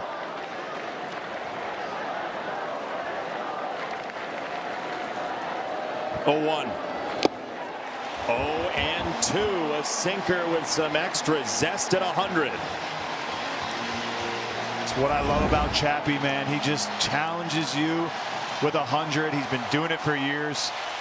Best on best right now. Infield in. Got to put it in play. On 2 strikes. It's a chopper to shortstop. The throw coming home is not in time. entertainment. Did he get his hand in there? I don't know. Boy, if it did, he got 2 inches of the front part of the plate with his hand. Yeah, I would have to see a replay. That was tough because Wong caught the ball out front and then slid over to try to block that for that reason. I didn't even think there was going to be a play. I thought he was just going to go to first with it, honestly. Yeah, he left the front part. Got it. Yep, got it right in there. It's a nice slide. Really good slide. Yeah, that ball it was chopped too high to give him a play at home plate right there. Heads up right here. Contact with 2 strikes from Goldschmidt. Now Bellinger. Yeah, he's not taking a strike. No. I'll tell you what, too, guys. Volpe coming off the labrum surgery, too, going in with his left shoulder that he had the surgery on, just tells you all about him. Laying it all on the line to just get that run in, score for his teammates. Yeah, good call on that, Riz. 0-1. Bellinger grounds it foul. 0-2. I know he's throwing hard, but I still think, I'm telling you, you stretch him out the day before and bring your closer in. I mean, that's the only time when you have like even a Mariano Rivera. You know, Mo throwing, you stretch Mo out to 20, 25, 20, 25 pitches, and then he's got to come back in the next day. At least some of these guys have seen him. Yeah. Especially this time of the year, too. I mean, we're not even in July yet. You know, September, October, I could see it. So Greg Weissert is up in the Red Sox bullpen, and that was close. He didn't get it, and no challenges left. Would have been challenge worthy. Yep, it looked like that might have just nicked the corner of the plate, but to your point, Jace, no challenges left.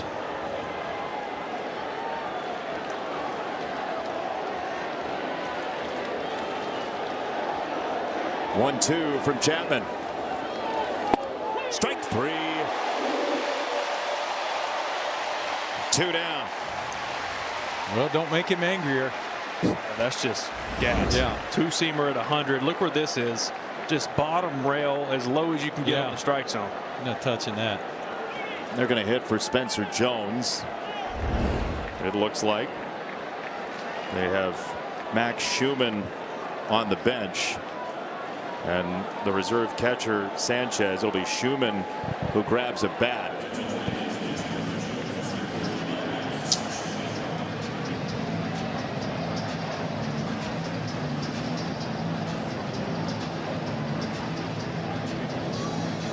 How about this? Red Sox, Yankees. They've played in 6 playoff series. This is not a playoff setting, but with what's on the line for Boston to try to get back in this race, every win matters. Sure.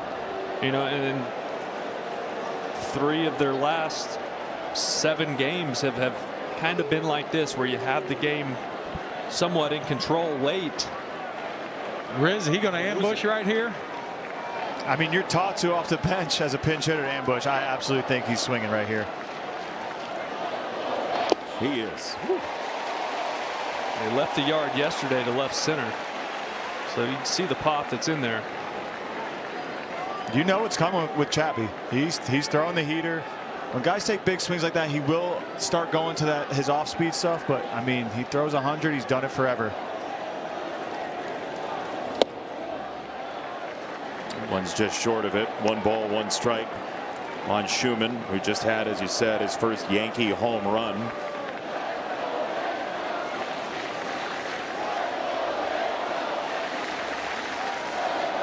One. Wow. The energy down here in the Yankees dugout when they got that base hit off Sonny Gray, the dugout erupted and the whole field kind of changed. They go from getting no hit, a 4-game sweep on Sunday Night Baseball, to 1 swing away. We're in it, and it carried over to the 9th, and we're a tie ball game here. Yeah, they all moved to the front fence. 1-2. Swing and a miss. We'll play the home 9th in a tie game. The Yankees have come back to even the score against the Red Sox.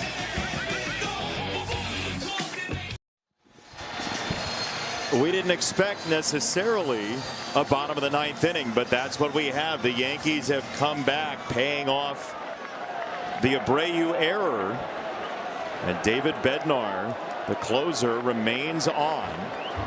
He faces Contreras, and there's ball one. Only one right-hander this year has a home run against David Bednar. That was on his curveball. It was Tyrone Taylor more than a month ago of the Mets. Well, I can tell you Wilson Contreras is up there with one thing on his mind, and it's putting a baseball on the Mass Pike. That's it.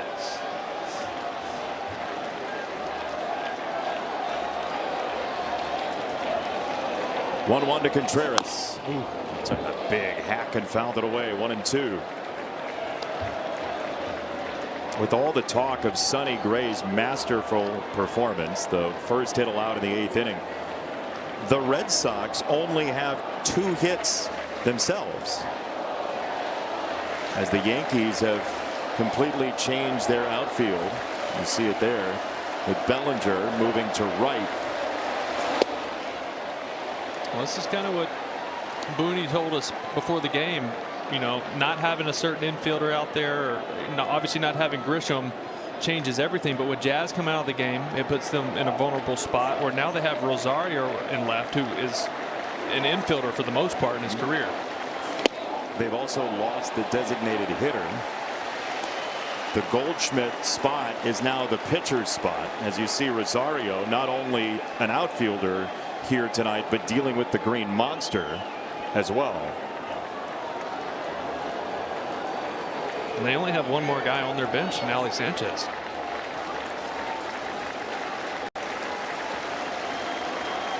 Three and two. Contreras hits it in the air, back of second base. That is down, a base hit. Contreras, a long turnaround first. He'll take his single to lead off the 9th. We're trying to fire the boys up. Fought this one off, dunked it in for a hit, which is huge to lead off the bottom of the 9th. Just get somebody on, get some action. Now Aaron Boone's going to come out. Fernando Cruz and his filthy splitter had been loosening in the Yankee bullpen. Aaron Boone out to the mound talking with Bednar. No signal yet, and Bednar is going to stay in. He'll face Romy Gonzalez, who's grounded out 3 times in his first major league at bats this year. I mean, you just got to think Bednar coming off the mound there in the 8th thinks his day is done. He threw 20 pitches. Booney probably came over to him, or Matt Blake, the pitching coach, came over during the inning and said, hey, if we tie, you're still in. It's so hard to stay locked in, though, I feel like, as a reliever, and especially as a closer, too, not pitching in the closing situation. Well, I mean, this situation also right now is just screaming bunt. Like, lay it down, move the runner up to second base. It's Romy Gonzalez, right? He's straight off of the IL from his rehab stint. Bednar gets so many ground balls, Will. He gets a ton of ground balls, but at the same time, this is a guy that's really hard to actually get the ball down with that four-seamer he likes to throw up. And you got Wilson, too, at first base, which is not the fastest. Yeah. So you got to be careful with that. A bat bunt could turn into a double play. Yep. Ball and a strike.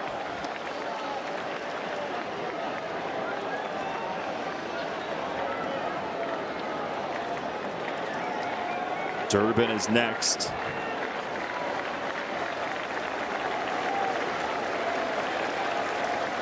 One. Right at shortstop. Volpe, Caballero, double play. Yeah. You know, 6 out of every 10 baseballs from Bednar in play or on the ground. Yeah. He gets exactly that. This is why, even if it's a tough guy to bunt, you maybe just take your chance early in the count, right? Take your chance. Try to lay something down. See if you can get him over there to second base, because you said it. He's nearly a 60% ground ball rate guy. Base is clean. Durbin, the batter. Strike one.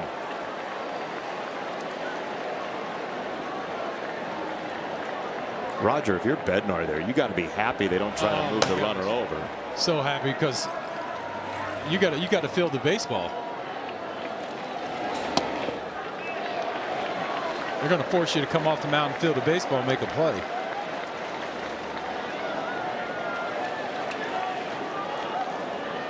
Instead, it's 2 for the price of 1. Ball and a strike to Durbin.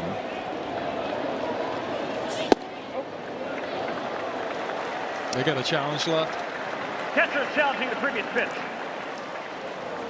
This would be the Yankees' final challenge if they got it wrong. But remember, you do get one in the 10th inning. No challenges remaining. So every inning you start, you get one if you used yours. You'll always have one. You'll always have one to start the inning. Extra innings.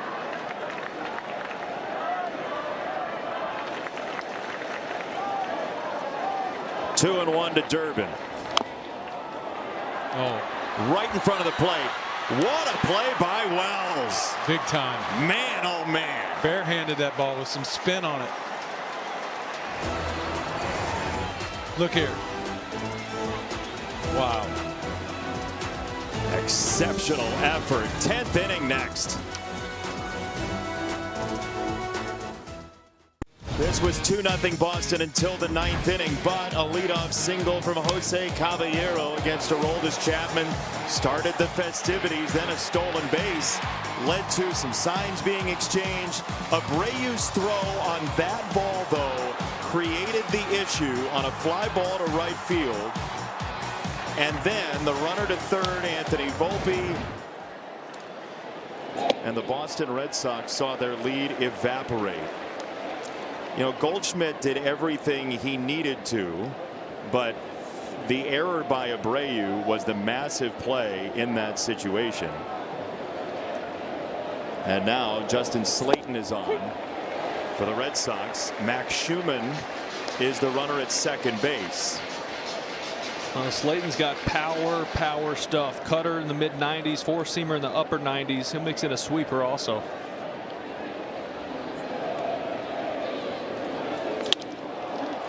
Into right field, Abreu on the run. He cannot make the catch. It's down on the ground, and he will throw it in late. Schumann is home, and the Yankees have the lead. The ball gets away again. Rosario to second base. Defense. Yeah. I mean, this ball was in Abreu's glove. He got a great jump on it. He gets to it. You see it right at the end of his glove right there and just fall right out. He thought he had that snow cone right in the end, and it just fell right out. He could have walked over to second base and touched it for a double play there as well. And the ball kicked off of Schumann. That's what they're talking about now. So let's see. Chad Tracy is over there talking to Todd Tichenor. It was the fly ball from Rice in the 9th inning that led to the throw by Abreu that got away, that led to the first run. It's the drop there that leads to the Yankees' first lead tonight.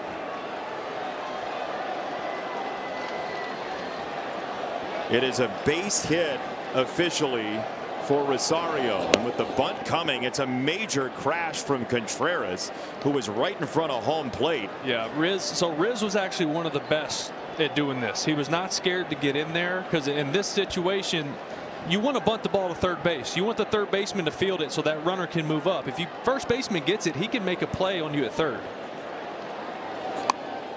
It's a bunt third base side of the mound. Now behind the play, Siegler covers. It's out number one, but the Yankees will trade the base for the out. Yeah, in those situations when I was playing first base, I would just play the numbers game. If they pulled back the slash and tried to hit me, I would just try to duck out of the way if it came at me. But in that situation, you know they want to come to third base. I would just crash the third base, and I would tell the pitcher, hey, just read me. If I go to third, cover first, the first baseline. Infield in. Little check swing roller. Here comes Rosario. He is safe. Rosario barreling down the line for run number 4. What a read.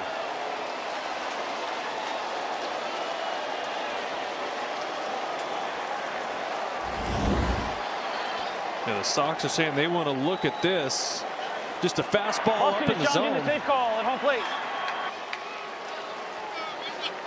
If you see, watch that left foot from Connor Wong. Right here, it comes in as he's getting to the baseball. Did he? Did that right toe get on the home plate? That's close. It looked like he dipped the toe down here to get it on Call top. field is confirmed. Runner safe. Boston loses their challenge. That's kind of the beauty of extra innings baseball too, is if you do get to the next inning, you get another challenge, so you might as well use it. And you're in the crew chief review territory as well. So the Yankees just putting the ball in play. Rosario the single, sac bunt from Cabrera. Then Wells, a little chopper, a little croquet mallet. And now Caballero, who singled to start the ninth. It's a strike. How about the way this thing has flipped in the Yankees' favor? Well, there's nobody more frustrated than that man right there. I mean, this is, when we tell you the best right fielder in the game, that's him. Yeah. You know, he's a game changer every night. Wells is off.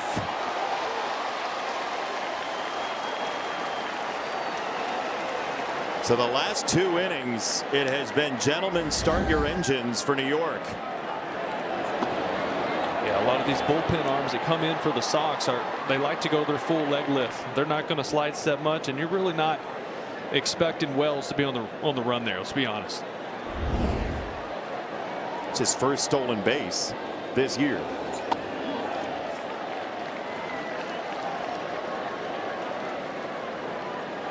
It's the 7th of his major league career.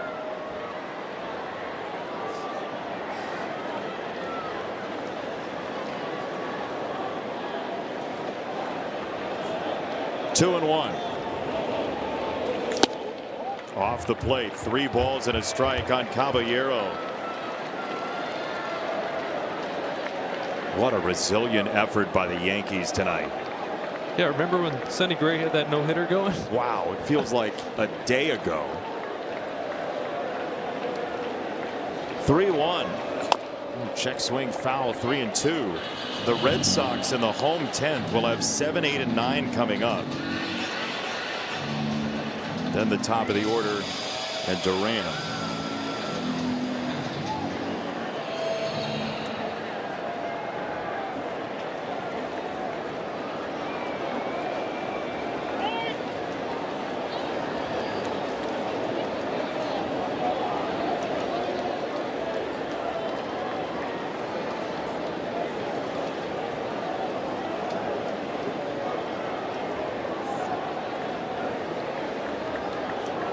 Three and two.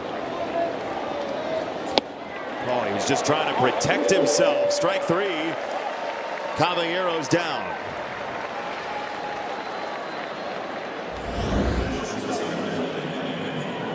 Four-seamer up and in, 98. Gear up for it, but hard to lay off it.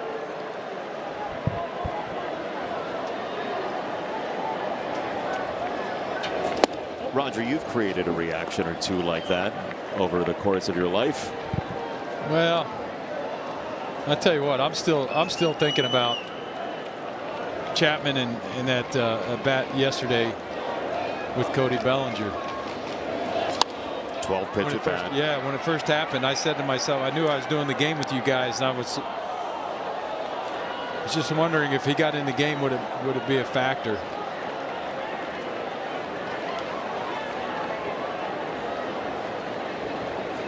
Certainly felt like it. 1-1. It's down, 2 balls and a strike. What are we, 2 away from the DH spot, right where Goldie was at? Yep, it's They're gonna after have to bring Rice. somebody off the bench. They only had one on They the have bench. one more. Ali Sanchez, catcher. If you get Volpe out here, you have to walk Rice, right, to make Booney make a move. Absolutely. 2 down, ground ball to shortstop. Chang is there, and he ends the inning. The Yankees pick up a pair. Bottom 10 next.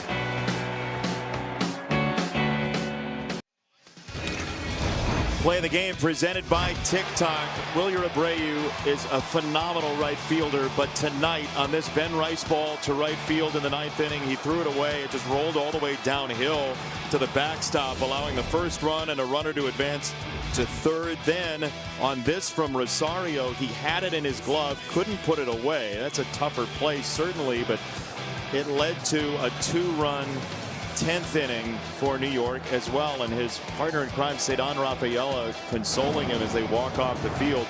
You just don't see that from Abreu. Oh, you don't. I mean, this is very unlike him. I mean, he's won so many games for this club over the last few years. Just gave him with an his play out there. Automatic strike right there. With pitch timer violation to Seigler. Strike one. He was not locked in on the pitcher when the timer got to 8. And so it's a ball and a strike on Seigler with Durbin at second base. Boy, Roger, you've been talking about strike one all night long. You get ahead in the count without doing anything if you're Cruz. Love it. There's Masataka Yoshida on deck. He's going to pinch hit, it looks like. Now Cruz has this splitter. As he misses there, watch as it gets to 8 and then down to 7. He's not paying attention to the pitcher, so he locked in with him at 9, but then back to 7, turning from 8. He had given that away. By the letter of the law, it's the right call. Right. Yeah, but by rule, yeah, you got to be engaged with the pitcher by 8 seconds. It just, love it or hate it, the rule's a rule. 2-2 for Seigler. Guided to right. That's a base hit. Here comes Durbin. He is home. 4-3. The roller coaster's not over.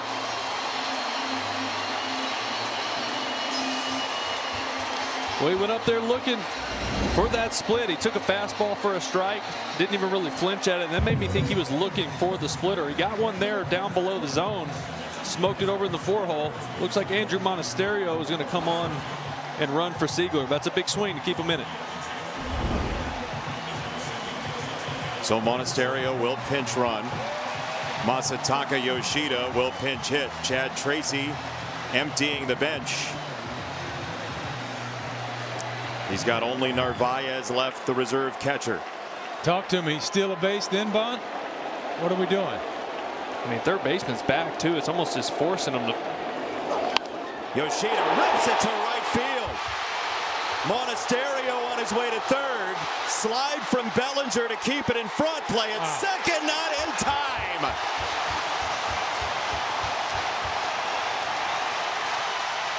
Breakneck pace from Yoshida and Monasterio.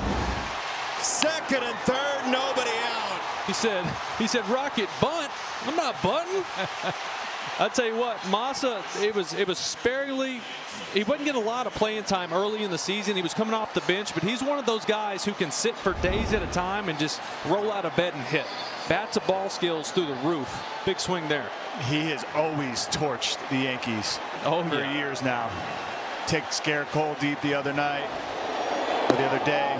Gets a big hit right there. They're a base hit from winning this game. Strike one on the splitter to Chang. This should be a split show from here out now. I don't know why you throw How do you feel about infield in right here, Riz, with the win run at second? A lot of angles to play here for Chang. It's a high fly ball to right.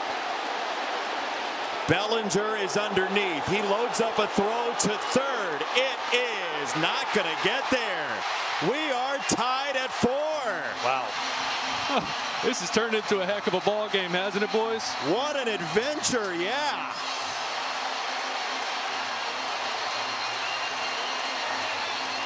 You're just seeing fight from both sides of this.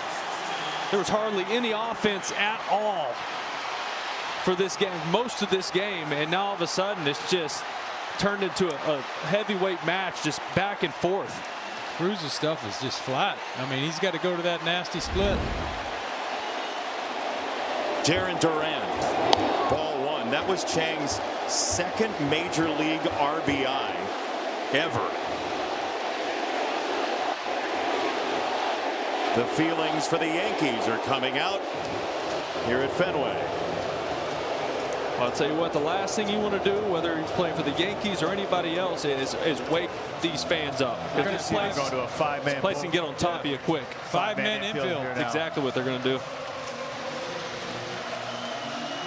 Well, Rosario out and left, that's your perfect candidate for it. He plays mostly infield anyways.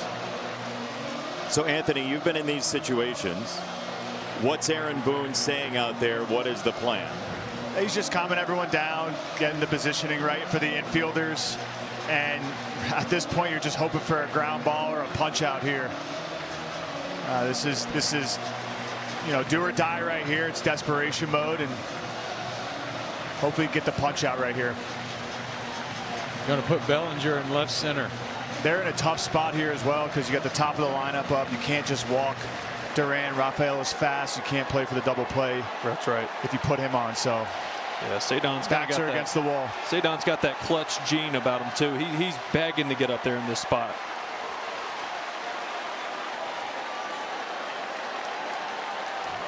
It's Duran first. The wall is set for the Yankees on the infield. And it's a swing and a miss, ball and a strike. He's got to stay with that pitch the rest of the way out. Yeah, you're saying it was flat, Rocket. So like in the zone, kind of the bottom not falling out of it.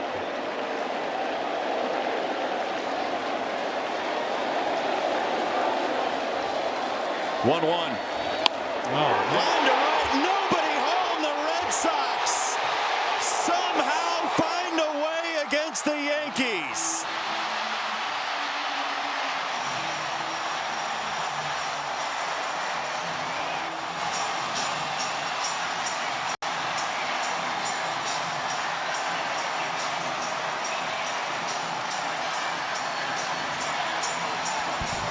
Well, the Sox have been looking for a spark, boys. Sweeping the Yankees at home is one way to find it. That was a heck of a ball game. And that's the way it should have turned. Sonny Gray pitched so good. I know he didn't get the win, but he pitched. I mean, that was a tremendous game.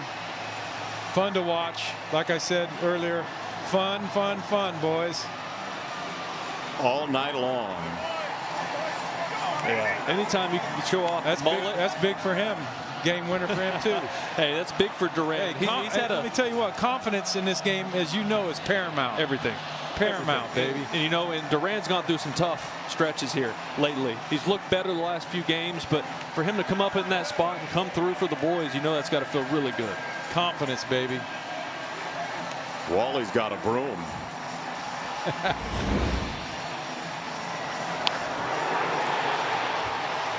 Jarren Duran was hearing it from a fan, famously yesterday. He rides the waves of emotion of this game, and he is such a skilled player, and he loves the moment, and he got one tonight. Well, those emotions and that passion and that intensity, it's tough for him at times, but it also makes him the player he is and pushes him to the edge where he can do things like that. So you got to be happy for him in that moment right here. Second career walk-off for the electric Jarren Duran, and the Red Sox sweep the Yankees. And the right fielder's going to sleep a little bit better now. Yeah, that's right. Willier feels a lot better. He said, thanks for picking me up, big boy. Feels a lot better. Well, you both know, and Anthony downstairs as well, Boston loves a resilient team. And if the Red Sox somehow find a way back into this race, I'm telling you, they are gonna be a team that this city might jump on with. It would take some more wins, but this is a celebration. Well, this city's been itching for anything, right? To win games, win big games, have good teams come in here like the New York Yankees and sweep them here at Fenway Park. And this fan base is just begging for it. Winning home games. That's it, because they have not done that. You got to win home games in front of your fans. And Wally. Wally's just doing some summer cleaning.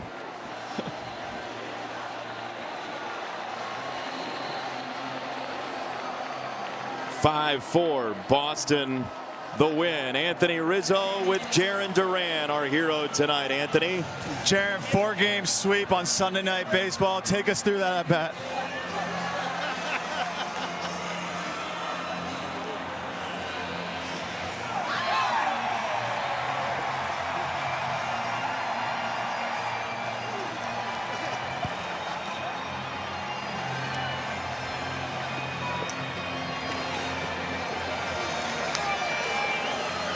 How'd that feel? I hate the cold, but that feels good. Sunday night baseball, Yankees, Red Sox, 4-game sweep. Take us to that bat. Take us how you guys are feeling. Man, just sitting on the bench and watching the boys go to work all day. I was literally in the cage grinding the whole time, just trying to make sure I was prepared. The Yankees are a great team, and I knew it was going to be a dogfight to the end. So, you guys have been battling all year. You guys still think you're in this. You guys keep believing. I mean, a big sweep like this can really propel you guys. Is that confidence going into the next series versus the Nationals? Yeah, absolutely. We just got to keep the same energy. We know it's the Yankees, and there's always a bunch of energy, but we just got to make sure we carry that over and don't let it die out. How about the starting pitching you've been getting? Sonny Gray getting his 2000th career strikeout, going into the 8th with a no-hitter. They have been dominant for you guys. Yeah, I was joking with him in Colorado that his hat keeps getting a little more turned, and he's going to start shooting arrows in the outfield like Fernando Rodney, but that guy's an absolute stud and a dog, so I can't wait to go congratulate him. Nice, and we'll enjoy this one. Have a good night, and get back at it tomorrow. Thank you. I was hoping Jarren Duran would give Riz a hug there. That jacket's way too expensive for that. Yeah, it is. Red Sox are winners. Jarren Duran. The celebration began because of his one swing. 5-4 your final score, a sweep for the Red Sox. Wally's going to need a mop, and maybe Duran will too.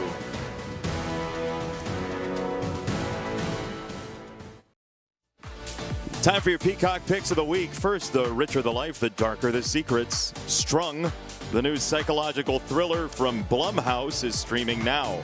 Then get back in the saddle with new episodes of the McBee Dynasty and catch every match of La Copa Mundial de la FIFA live in Espanol on Peacock. Your Peacock picks of the week. The Red Sox get their first 4-game sweep of the Yankees since 2018, and Jarren Duran, like he's in a shampoo commercial, enjoys the game winner here at Fenway Park. Jason Benetti, Roger Clemens, Will Middlebrooks. Will, this Red Sox team in a diluted American League might be in the fun zone right now. I'm cautiously optimistic right now, right? Because they're still 10 under 500. Sure. But to your point, the American League is just, it feels wide open for that wild card chase, and we're just at the half point in the season right now.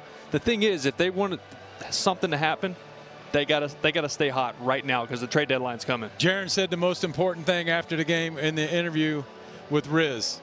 Now that the Yankees are out of town, they got to keep this 100% type of play up. Yeah.